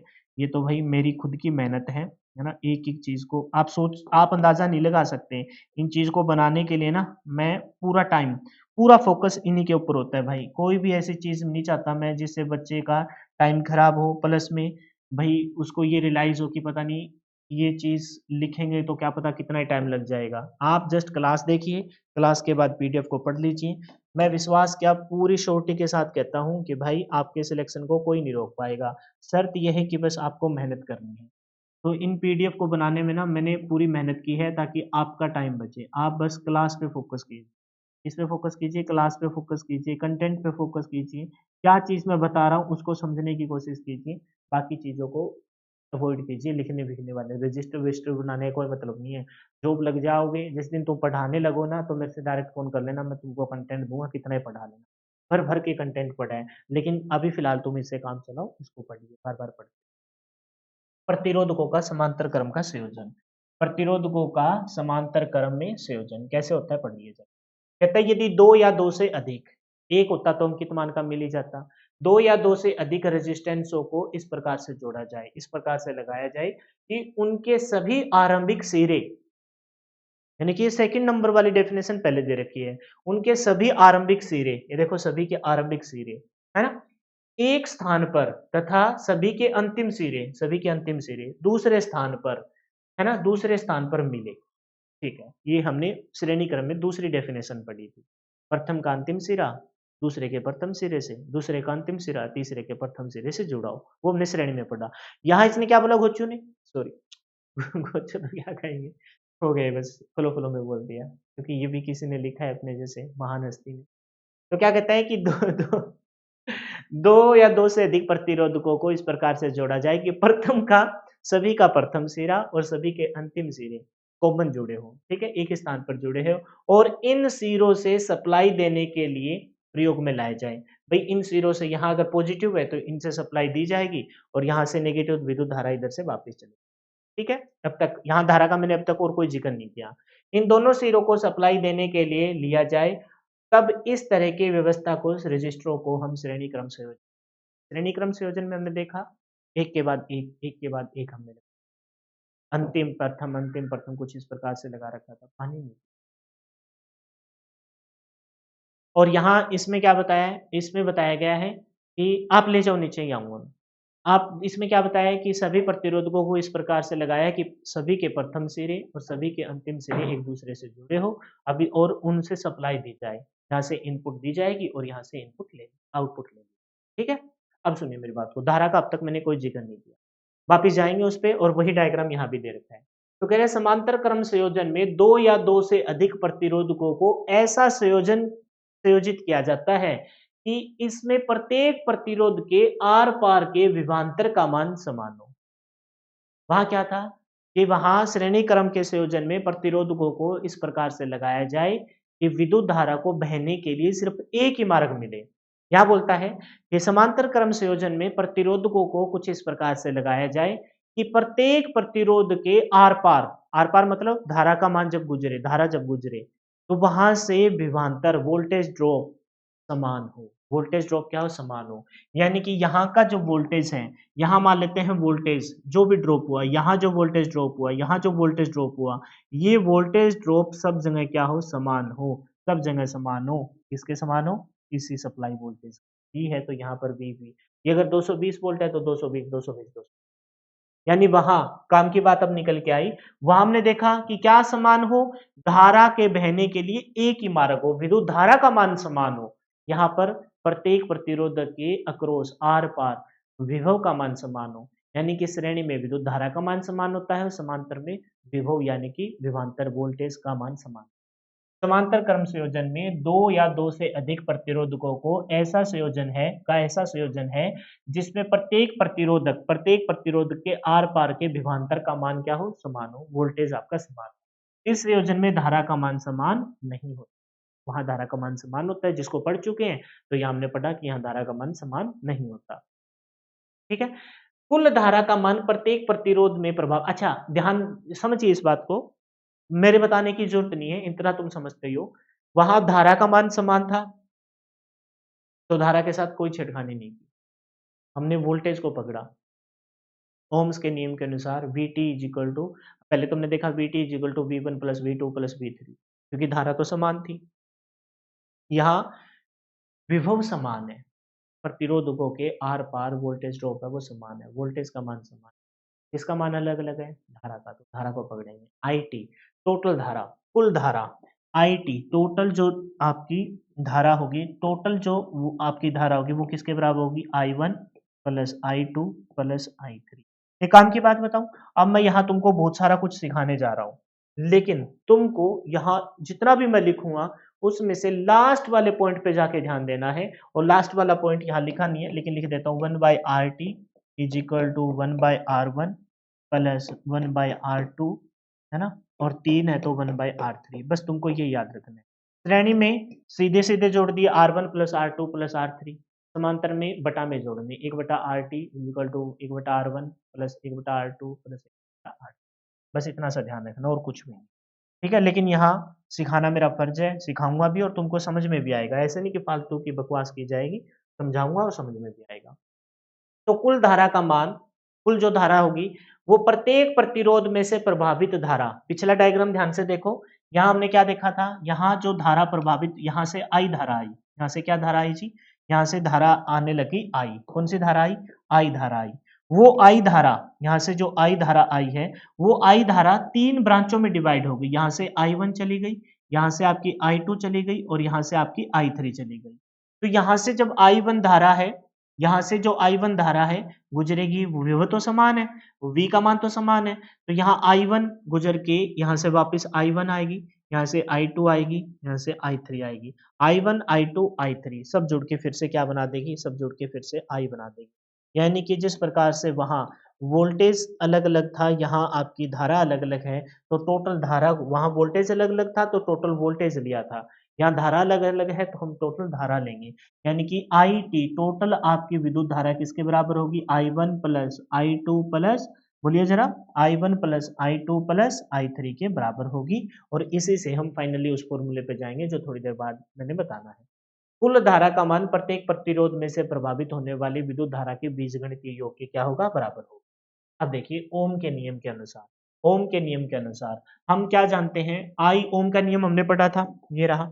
इस ओम के नियम में मैंने बताया कि जब तुमको आई निकालना हो तो आई इज इक्वल टू क्या होता है, वी अपॉन में आर होता है, वी अपॉन में आर होता है। तो यही काम हम यहाँ करेंगे, हमें विद्युत धारा का मान निकालना है, हमें विद्युत धारा का मान, क्योंकि I T is equal to, हमने क्या देखा है कि I T is equal to I1 plus I2 plus I3, है कि नहीं है, बिल्कुल है सर। तो इसमें से हम I से हम ड्राइव करने वाले हैं, I से R पे जाएंगे, कैसे जाएंगे, क्योंकि हमें पता है कि ओम के नियम के अनुसार I इज इक्वल टू क्या होता है, I इज इक्वल टू होता है सर V अपॉन में R, V अपॉन में R होता है। I इज इक्वल टू क्या होता है, V अपॉन में R होता है। अब हमें पता है कि हर जगह विभव तो समान है, हर जगह विभव तो समान है, तो यहाँ पर अगर I1 का मान निकालूं, यहाँ से अगर मैं I1 का मान निकालूं तो वो I1 का मान क्या हो जाएगा, यहाँ से अगर मैं I1 का मान निकालूं तो वो वोल्टेज तो हर जगह समान है, तो V बटा में क्या हो जाएगा, R1। यहाँ से अगर मैं I2 का मान निकालूं तो वोल्टेज तो हर जगह समान है, V अपॉन में बोलिए R2। और यहाँ से अगर मैं I3 का मान निकालूं, बोलिए जरा I3 का मान निकालूं तो क्या हो जाएगा, I3 का मान हो जाएगा सर V अपॉन में R3। हो जाएगा कि नहीं हो जाएगा, बिल्कुल हो जाएगा। तो रख दीजिए बस यहाँ इस फॉर्मूले में रखिए। तो I T is equal to total जो धारा बह रही है वो क्या होगी, V अपॉन में, बोलिए V अपॉन में R1, V अपॉन में R1 प्लस में V अपॉन में I2 का मान क्या होगा, V अपॉन में R2 प्लस में, अगर 3 है तो 3 लेंगे और अगर 4 है तो 4 लेते, V अपॉन में बोलिए जरा R3। अब सब में से क्या कॉमन नजर आ रहा है, I T is equal to, सब में से बताइए क्या कॉमन नजर आ रहा है, सर सब में से V कॉमन नजर आ रहा है, तो V को बाहर कॉमन ले लीजिए, अंदर क्या बचा, 1 अपॉन में R1 प्लस में 1 अपॉन में R2 प्लस में 1 अपॉन में R3 बचा। बोलिए क्लियर है क्या ये बात, सिंपल सी बात है, कोई समस्या नहीं है। तो आई टी के बटा में क्या ले आऊं, आई टी के बटा में सर R आप ले आइए, V मल्टीप्लाई कर रहे हैं, इस V को इधर आके डिवाइड कर दो, I T is equal to 1 upon में R1 प्लस में 1 अपॉन में R2 प्लस में 1 अपॉन में R3। बताइए यहाँ तक कोई समस्या है क्या, कोई है समस्या, कोई समस्या। अच्छा, I अपॉन में V, हमने देखा है कि I अपॉन में V, ओम लॉ के अकॉर्डिंग I अपॉन में V ले आऊं मैं, जबकि हमारे पास जो फॉर्मूला है वो है जी V अपॉन में I। ओम का नियम एक बार तुमको फिर से दिखाता हूँ।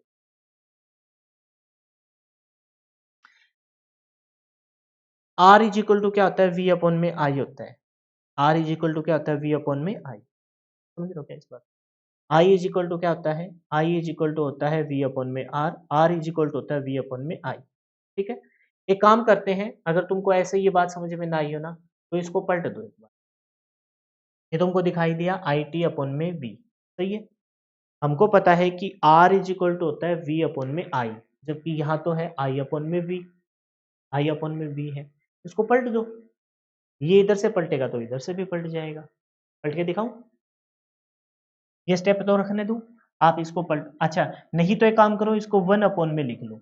लेकिन तुमको लगता है ओम के नियम के अनुसार, ओम के नियम के अनुसार इसी इसी ओम के नियम को ना मैं यहाँ लिख रहा हूँ, देखो ओम के नियम के अनुसार हमें पता है कि ओम का नियम जब निकालते हैं तो यहाँ से ओम का नियम क्या निकलेगा, आर इज इक्वल टू निकलेगा वी अपॉन में आई। उस फॉर्मूले को वहां पीछे लिख रखा है मैंने, कैसे निकलेगा, क्रॉस मल्टीप्लाई कर दो, R I is equal to V, R निकालना है तो वी बटा में आई, ये वी बटा में आई है।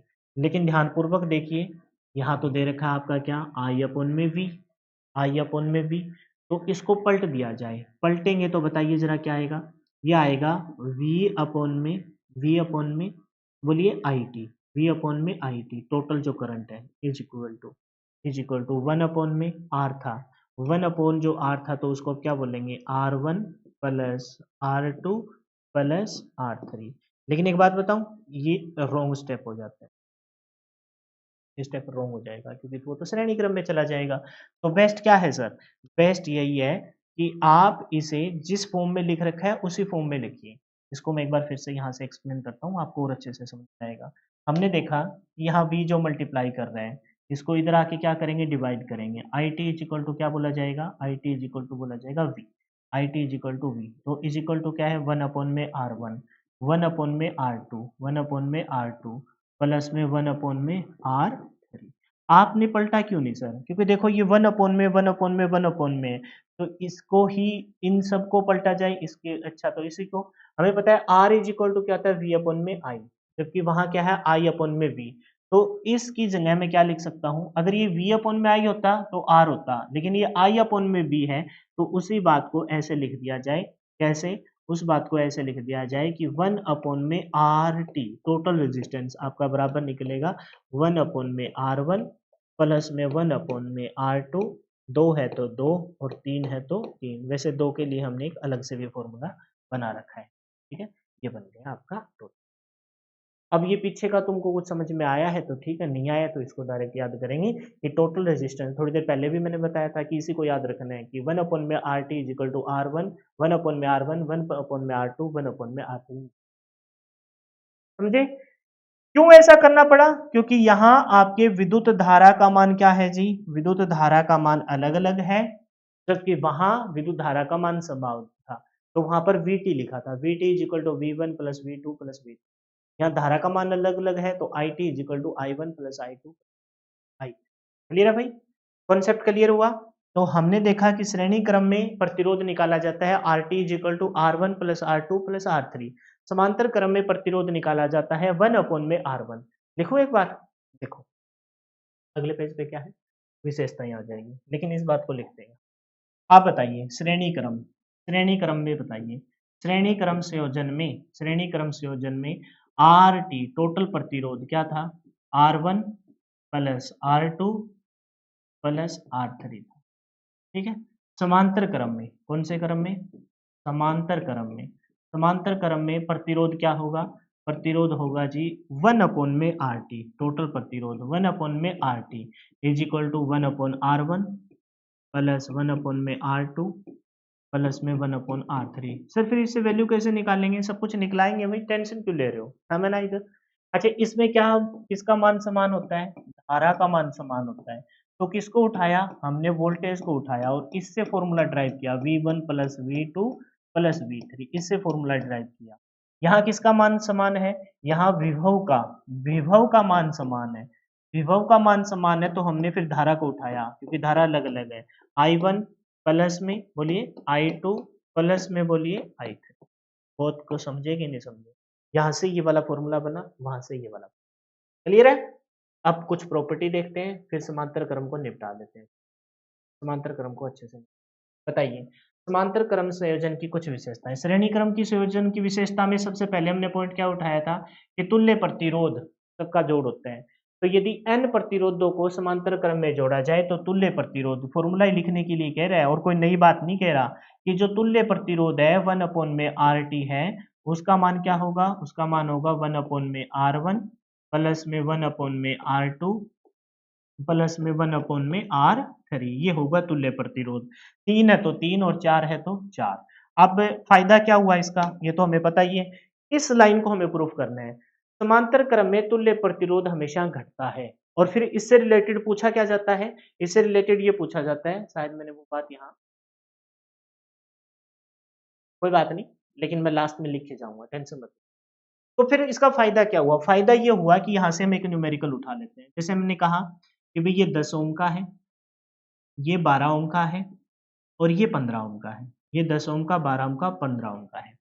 तो तुल्य प्रतिरोध निकाल लें, फिर इस नीचे वाली लाइन को प्रूफ करेंगे। तो बताइए R T, 1/R T, total प्रतिरोध क्या होगा, तीनों का जोड़, लेकिन बटा में 1/10 प्लस में 1/12 प्लस में 1/15।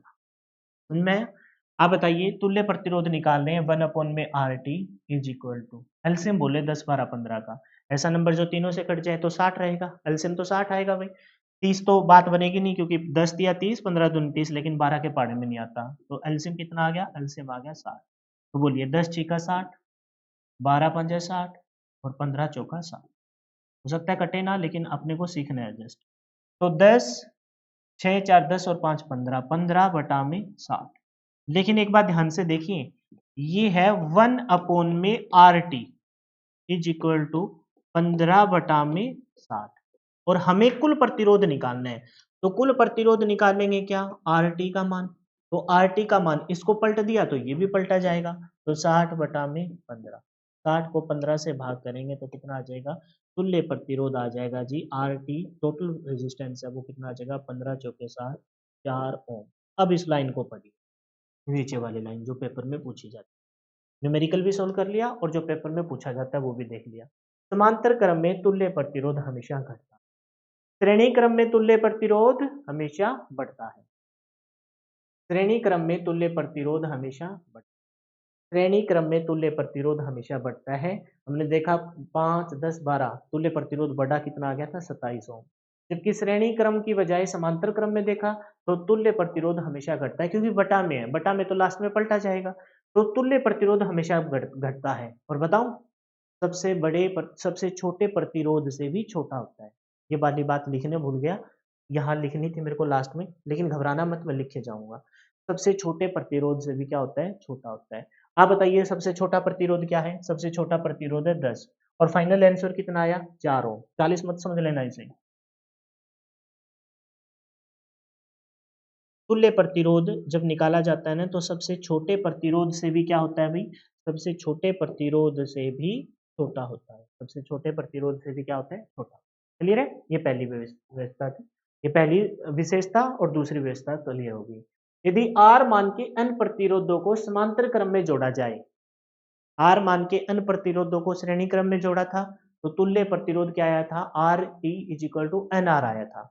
यहाँ कह रहे हैं कि आर मान के, आर वन का भी मान क्या बता दिया, आर बता दिया, आर टू का भी मान क्या बता दिया, आर बता दिया, आर थ्री का भी मान क्या बता दिया, आर बता दिया। कह रहे हैं कि समांतर क्रम में जोड़ा जाए तो तुल्य प्रतिरोध आर टी, तुल्य प्रतिरोध टोटल जो रेजिस्टेंस है वो होता है आर बाय एन। श्रेणी में क्या था, श्रेणी में एन आर था, और ये फॉर्मूला पेपर में पूछा। कैसे, मैं एक डायग्राम के सहारे तुमको सिखाता हूं। वो कहता है कि आर मान के एन प्रतिरोध, आर मान के एन प्रतिरोध श्रेणी में जोड़ दिए। ये आर का था, ये आर था, ये भी आर था। तो टोटल प्रतिरोध है ना श्रेणी में, वो एन आर हो गया, एन आर हो गया।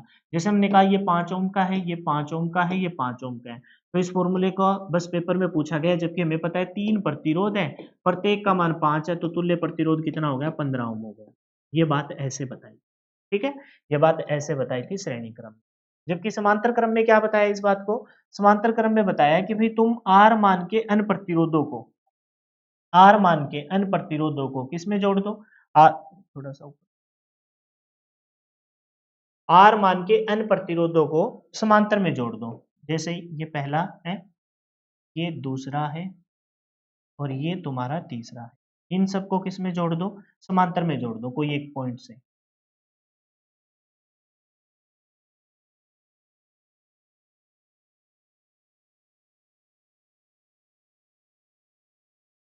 ये तुमने समांतर में जोड़ दी, क्योंकि समांतर की विशेषता क्या है, सभी प्रतिरोधकों का प्रथम सिरा सभी प्रतिरोधकों का अंतिम सिरा एक ही पॉइंट से जुड़े होते हैं। ये भी आर मान का है, ये भी आर मान का है, ये भी आर मान का है, ये भी आर मान का है। तो तुल्य प्रतिरोध आर टी है वो पता है क्या होगा, आर अपॉन में एन होगा। बस ये वाली बात बता रहा हूं मैं तुमको। जैसे मैंने कहा कि ये जो प्रतिरोध है वो 12 ओम का है। कितने ओम का है जी, 12 ओम का है। ये प्रतिरोध 12 का है, ये भी 12 का है, और ये भी आपके 12 का है। तो बताइए तुल्य प्रतिरोध क्या होगा। आप बताइए आर का मान कितना है, आर का मान सर 12 है, और प्रतिरोध कितने हैं, प्रतिरोध सर 3 है, तो तुल्य प्रतिरोध 4 हो जाएगा। और ये इस बात को प्रूफ करता है कि तुल्य प्रतिरोध सबसे छोटा प्रतिरोध से भी छोटा होता है। सबसे छोटा तो 12 ही है, यहाँ 12 से भी छोटा। सबसे तुल्य प्रतिरोध सबसे छोटे प्रतिरोध से भी वहां क्या होता है, बड़ा होता है। सबसे बड़े से भी बड़ा, तो वहां 15। क्लियर है, हटा दो इस पेज को, समझ में आ गया। तो ये बात यहाँ बोल रखी है कि इसमें आर मान के अन प्रतिरोध सबका मान समान हो तो तुल्य प्रतिरोध आर बाई एन होता है, आर बाई एन होता है। लेकिन फिर फायदा क्या हुआ सर, एक न्यूमेरिकल हो जाए। जैसे हमने कहा कि ये अभी है 15 ओम का, ये कितने ओम का है 15, ये भी कितने ओम का है 15 ओम का है, ये भी कितना ओम का है 15 ओम का है। तो बताइए कुल प्रतिरोध क्या होगा, तो कुल प्रतिरोध आर टी, टोटल प्रतिरोध है ना, टोटल प्रतिरोध है वो कितना हो जाएगा, आर पता नहीं, टोटल प्रतिरोध है वो कितना हो जाएगा 15 बटा में एन। एन का मान कितना है भाई, सर एन का मान है सर 3, तो 15 बटा में 3। लकवा मार गया इन सबको। 15 बटा में 3, तो तुल्य प्रतिरोध कितना हो जाएगा भाई, 5 ओम हो जाएगा। तुल्य प्रतिरोध कितना हो जाएगा जी, 5 ओम। सही है भाई, ठीक है। अब कहता है कि श्रेणी समांतर क्रम में दो प्रतिरोध, ये खास था इस वजह से वो एक लाइन अपनी रह गई, लेकिन उस लाइन को मैं अगले पेज पे लिखूंगा, वो बहुत काम की बात है। समांतर क्रम में दो प्रतिरोध जुड़े हो तो तुल्य, एक तो तुल्य प्रतिरोध का फॉर्मूला हमें पता ही है, 1 में आर टी इजिकल टू 1 में आर वन, 1 में आर टू, 1 में आर थ्री, इन सबको जोड़ना है। चार हो तो 1 में आर फोर। लेकिन दो ही प्रतिरोध हो तो उसके लिए जैसे आर मान के मतलब सबका मान समान हो तो ये फॉर्मूला लगा लेंगे। दो ही हो ना, तो तुल्य प्रतिरोध दो के लिए ये वाला फॉर्मूला याद रखेंगे, आर वन इंटू में, इंटू के लिए मैं भी कीबोर्ड वाला इंटू पे चला गया, आर टू अपॉन में। ये कैसे बनाए उसको छोड़िए आप, ठीक है, बहुत आसान है वैसे तो, मैं बना भी दूंगा अगले पेज में। R one plus R two, ये होता है, ये होता है तुल्य, ये होता है तुल्य पर दो के लिए। चलो इस फॉर्मूले को अगले कोई पेज पे बनाओ, वैसे याद कर लेना, ऊपर दोनों की गुना नीचे दोनों का जोड़, R one R two upon में आर वन प्लस आर। कहते हैं यदि उस बात को फिर से यहाँ प्रूफ कर रहे हैं, कौन से, यदि आर मान के, क्योंकि मैंने वो पेज लिखा और डिलीट कर दिया क्योंकि मेरे को ध्यान था आगे इसके रिलेटेड कुछ न्यूमेरिकल है। ये क्या कहा कि यदि आर मान के अन प्रतिरोधों को समांतर क्रम में जोड़ा गया, 3 और 6, 2 का है, फिर 6 और 6, ये वाली बात है सेम मान वाले, यहाँ है 5 और 10, यानी कि दो वाले के लिए हम, एक तो ये तरीका है, यदि आर मान के अन प्रतिरोधों को समांतर क्रम में जोड़ा जाए तो तुल्य प्रतिरोध क्या होता है, R, R T is equal to क्या होता है, आर अपॉन में एन, आर अपॉन में एन। इससे सोल्व करेंगे आर मान के एन प्रतिरोधों को। जैसे ये रहा न्यूमेरिकल, सोल्व कीजिए इसको। तो न्यूमेरिकल में हमने देखा कि आर टी तुल्य प्रतिरोध निकालना है, कितने ओम के हैं 6, और कितने हैं जी 2, एन की वैल्यू 2 है, तो तुल्य प्रतिरोध कितना आ गया जी, तुल्य प्रतिरोध आ गया सर 3 ओम। कितना आ गया 3 ओम। अब सुनो मेरी बात को, ये वाला जो यहाँ फिर सर ये वाले के लिए ये प्रूफ कर दिया आपने, ये क्यों लिया है, ये लिया है मैंने इस वजह से, बस ये आगे पीछे हो रखे हैं कि ये वाला फॉर्मूला मेरे को प्रूफ करना है तुम्हारे सामने। देखो इस वाली चीज को तुम अगर ध्यान से देखो तो टोटल प्रतिरोध निकालेंगे, समांतर में जुड़े हैं, तो क्या बोला जाएगा, 1 में आर वन प्लस में 1 में आर टू, यही बोला जाएगा। जरा बताइए एलसीएम कितना आया, एलसीएम आया सर आर वन इंटू में R two, R one into R two, तो ये आर टू इधर जाएगा, क्रॉस मल्टीप्लाई होती है ना जब दोनों का प्रोडक्ट हो, और आर वन इधर आ जाएगा। तो इस बात को अच्छे से लिख लिया जाए कि जो तुल्य प्रतिरोध है, तुल्य प्रतिरोध था क्या, 1 में आर टी, 1 में R T is equal to R one plus R two, इसको मैंने पहले लिख लिया आर टू, है ना, और बटा में क्या है जी आर वन। आप कहोगे सर वो फॉर्मूला तो नहीं बना, आप तो कह रहे थे ऊपर दोनों की गुना नीचे दोनों का जोड़ होता है, तो भाई वो वाला बना नहीं है क्योंकि अब तक नीचे है। अब इसको पलट दिया जाए तो क्या बनेगा, R T is equal to, बोलिए जरा, ऊपर दोनों का product R one into R two, नीचे दोनों का जोड़ आर वन प्लस, ये दो के लिए हमने फॉर्मूला याद कर लेना है। ये पेपर में कोई निकालने थोड़ी ना बैठेंगे। तो दो प्रतिरोध जुड़े हो, कितने जुड़े हो? दो प्रतिरोध किसमें जुड़े हो? समांतर में जुड़े हो। दो प्रतिरोध किस में जुड़े हो जी? समांतर में। तो उसके लिए फॉर्मूला पिछले पेज वाला यहाँ एक बार फिर से लिख देता हूँ। ऊपर तो दोनों का प्रोडक्ट होगा और नीचे दोनों का जोड़ होगा।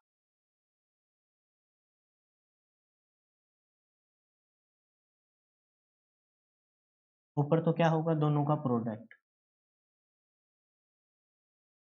और नीचे क्या होगा? दोनों का, तब जब दो प्रतिरोधकों का जिक्र हो और R मान के n प्रतिरोध हो तो R बटा में n, R बटा में। अब बताइए, दो प्रतिरोध है, क्या ये इतनी सारी कहानी घटाएंगे? अच्छा फिर सोल्व तो करो सर, 3 और 6 दो मान के प्रतिरोध थे, इसको सोल्व तो करो। कर लो सोल्व, बताइए जरा। 3 गुना में 6 बटा में 3 प्लस में 6, 3 और 6 9, ऊपर 18 नीचे 9 है, 18 बटा में 9, 9 दूनी 18 आ जाएगा, 2 ओम आ जाएगा। और वो बात भी प्रूफ हो रही है क्या कि समांतर क्रम में तुल्य प्रतिरोध हमेशा घटता है। समांतर क्रम में तुल्य प्रतिरोध हमेशा घटता है और सबसे छोटे प्रतिरोध के मान से भी छोटा होता है। सबसे छोटे प्रतिरोध के मान से भी छोटा होता है। क्लियर है? दूसरा देखिए, 6 6 आप उससे भी सोल्व कर सकते थे। ये वाला दो वाला फॉर्मूला, 6 गुना में 6 बटा में 6 प्लस 6, 6 गुना में 6 36 बटा में 6 प्लस में 6, 6 और 6 12, 36 के बटा में 12, तो 12 तिया 36, उत्तर कितना आ जाता है? तो सोल्व कीजिए। दो प्रतिरोध है तो क्या बोलेंगे? R1 इंटू में R2 बटा में R1 प्लस R2, 10 पंजा 50 है ना, 10 पंजा 50, 50 बटा में बोलिए 15, कटेगा तो नहीं, पूरा पूरा तो नहीं कटेगा, 15 तिया 45, कितना बचा जी? 5 है ना, फिर 15 तिया 45, फिर 15 तिया 45, अप्रोक्सीमेट इतना आ जाएगा 3.333, 3.333। बताइए क्लियर है? समझ में आया भाई? यानी कि ये फॉर्मूला कैसे बना है वो भी मैंने बता दिया, फॉर्मूले से डायरेक्ट सोल्व भी कर लोगे, ये वाली चीज को यहाँ मैंने एक्सप्लेन। ठीक है, आगे बढ़ जाए। नेक्स्ट प्रॉपर्टी देखिए, अब जल्दी से बताएंगे। दो तीन न्यूमेरिकल है, जल्दी जल्दी समांतर करूंगा, खत्म हो गया। एक लास्ट वाली बात को मैं अगली पीडीएफ में एंटर करके बता दूंगा। बताइए, टोटल प्रतिरोध 1 में, फॉर्मूला लिखूं क्या या डायरेक्ट बता दोगे? 1 में RT टोटल बता रहे हैं तो क्या बोलेंगे? 1 में R1 प्लस में 1 में R2 प्लस में 1 में R3। बताइए एलसीएम बोलिए कितना आएगा? सर 15 6 और 30 से कटने वाला नंबर सर 30 ही ले लो, सॉरी 6 10 और 15 से 30 तो एलसीएम ही बोल दिया। 6 पंजा 30, 10 तिया 30 और 15 दूनी 30, जोड़िए इन सबको। तो 5 3 8 और 2 10, 10 बटा में 30। काट लीजिए, एक बार इधर से काट लीजिए या आगे काट लीजिए, वो आपकी मर्जी है। आगे काटते तो आगे काट लीजिए, इधर से काटो तो इधर से काटो। 10 दिया 30, यहाँ से था 1 में RT, इसको ही सोल्व करते आ रहे हैं। 1/3 आया, हमें तो टोटल प्रतिरोध बताना है तो RT इज इक्वल टू कितना हो जाएगा? 1/3 को पलट देंगे, यानी कि आंसर आ जाएगा जी 3 ओम। आंसर कितना आ जाएगा? 3 ओम। टोटल प्रतिरोध कितना आ गया जी? 3 ओम। है कुछ दम? कोई भी दम नहीं। 4 6 12 ओम के समांतर क्रम में जोड़े हैं, तुल्य प्रतिरोध बताओ। तो अब फालतू की बातें लिखेंगे नहीं। 1/6 प्लस 1/12, क्या लिखना? RT ये सब फालतू ही बकवास है। एलसीएम बोलो, 12 ही आ रहा है। 4 तिया 12, 6 दूनी 12 और 12 एकम 12, 3 2 5 और 1 6, 6/12 काटा तो कितना आ गया? 1/2। लेकिन लास्ट में इसको पलट देना होता है। RT इज इक्वल टू 1/2 है तो पलट क्या आ जाएगा? 2। कितना ओम आ जाएगा जी? 2। है कोई दम? कोई भी दम नहीं।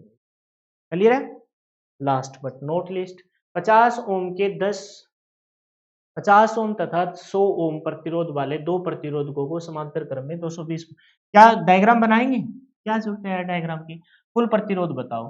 कुल प्रतिरोध 2 है, दो प्रतिरोध है तो दो वाला फॉर्मूला लगाएंगे। RT is equal to R1 into R, 3 होते तो फिर 1 वाले में जाते हैं, लेकिन 2 के लिए तो हमने एक फॉर्मूला बना ही लिए, इस वाले फॉर्मूले का इस्तेमाल करेंगे। ऊपर दोनों का प्रोडक्ट, नीचे दोनों का योग, ऊपर दोनों का प्रोडक्ट, नीचे दोनों का योग।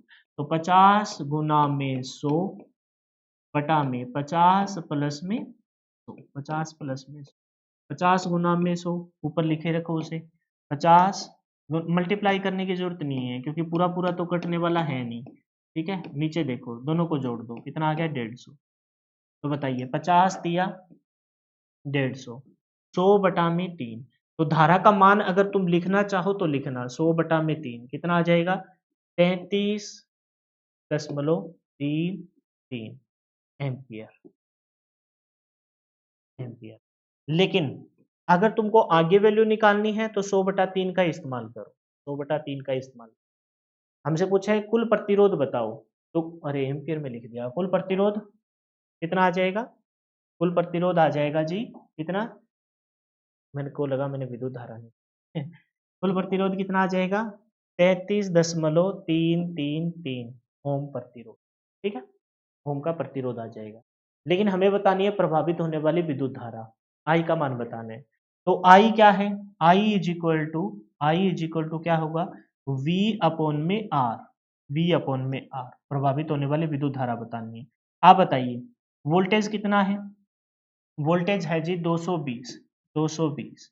प्रतिरोध कितना आया है, अब ये लिखूं प्रतिरोध, ये नहीं लिखना, ये लिखना है 100/3, 100 फायदा उठाएंगे ना कुछ जो चीजें, कोई पेपर में तो कोई एक चीज पूछी जाएगी। अगर पूछा जाता कि प्रभावित होने वाली विद्युत धारा बताओ तो ये पूरा सोल्व नहीं करना, अगर पूछा जाए प्रतिरोध ही बताओ तब तो ये वैल्यू बतानी अपनी मजबूरी है। लेकिन अगर पूछा जाए विद्युत धारा बताओ तो 100/3 का इस्तेमाल करना है। 220 पलट देंगे, 100, 100/3 है, ये 3/100 हो जाएगा, 3/100 हो जाएगा, काट लीजिए, जीरो से जीरो, 22 दिया 66, 66/10 है तो 6.6 एम्पियर, बटा में 10 है ना, 22 दिया 66, एक जीरो एडजस्ट करनी है तो 6.6 एम्पियर। तो विद्युत धारा का मान कितना आ जाएगा 6.6 एम्पियर आ जाएगा।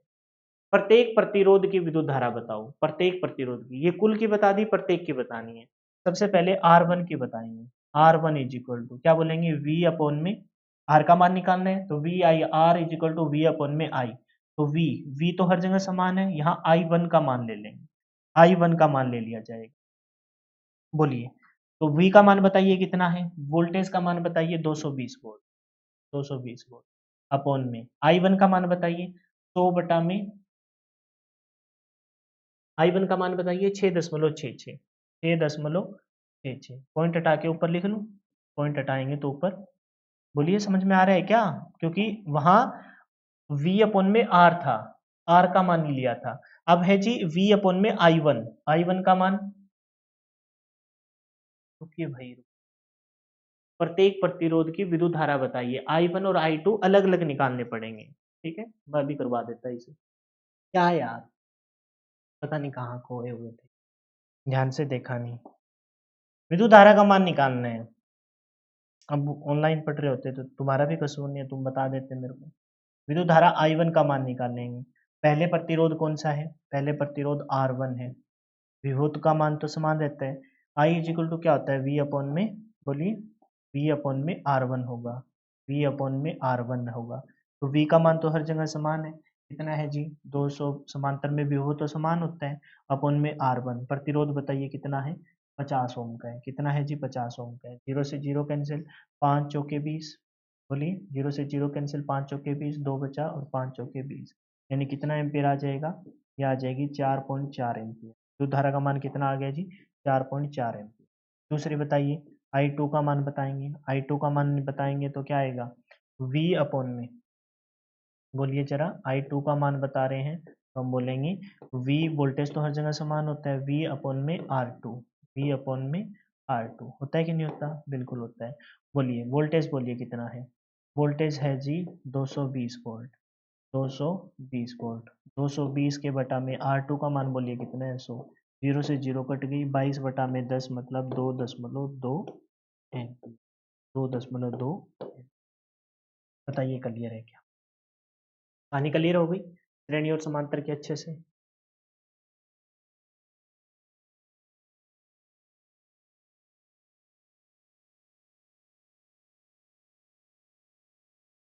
सर्कल अजीब सा लग रहा था।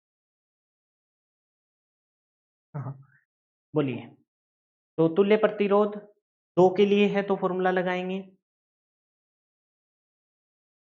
एक वो वाली बात रहेगी जो मैं आगे लिख दूंगा, अगली मिश्रण संयोजन में आएंगे ना तब वहां लिख दूंगा। फेस कहीं नजर नहीं आ रहा मेरे, यहाँ लिखनी थी वैसे वो बात।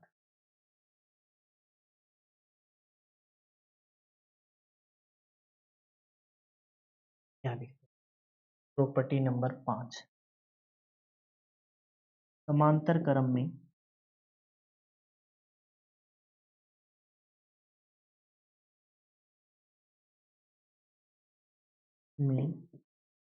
तुल्य प्रतिरोध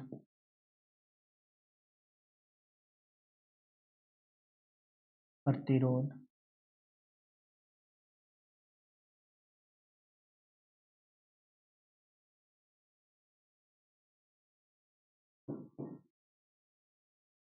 सबसे बड़े प्रतिरोध, नहीं सबसे छोटे, बड़ा तो उसमें देखना था श्रेणी में, सबसे, अब देखो लिखे कितना टाइम खराब होता है, इतनी देर में मैं 3 बार बता चुका होता, छोटे प्रतिरोध, इसलिए मेहनत पहले ही करके लेके आते हैं आपके लिए, से भी छोटा होता है।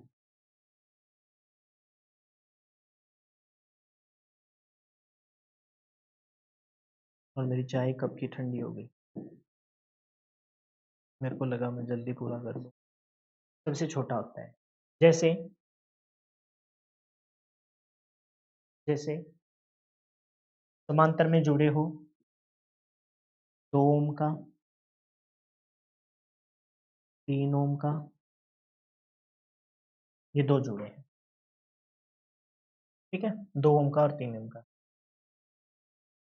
तो बताइए 2 का, 2 की जगह चलो कोई बात नहीं, तो तुल्य प्रतिरोध बताइए, 2 के लिए हम फॉर्मूला क्या लगाते हैं, R1 इंटू R2, यानी 2 गुना में 3 और नीचे दोनों का जोड़, 2 और 3 5, है ना, जोड़ करते हैं, तो 3 दूनी 6, 6 बटा में 5, सोल्व किया तो कितना आएगा, 5 एकम 5 और 5 दूनी 10।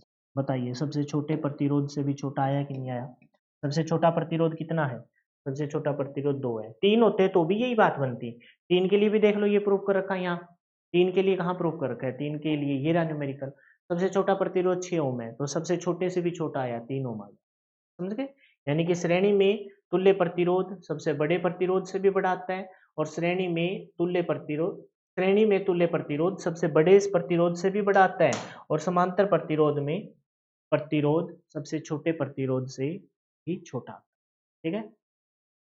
ये कुछ एक क्लासेस जो डेमो के तौर पर मैं यूट्यूब पे डाल रहा हूँ, आप उसके सहारे जा सकते हो, फाउंडेशन बैच में वहाँ पर कॉल कर सकते हो, मात्र 499 में लिमिटेड टाइम पीरियड ऑफर है, विश्वास दिलाते हैं कि एक एक चीज़ आपके माइंड सेट की जाएगी, शर्त ये है कि आपको मेरे साथ मेहनत, फिलहाल के लिए इतना ही, जय हिंद जय भारत, मिलते हैं नेक्स्ट वीडियो में, bye bye, take care, wish you all the best for your upcoming exam.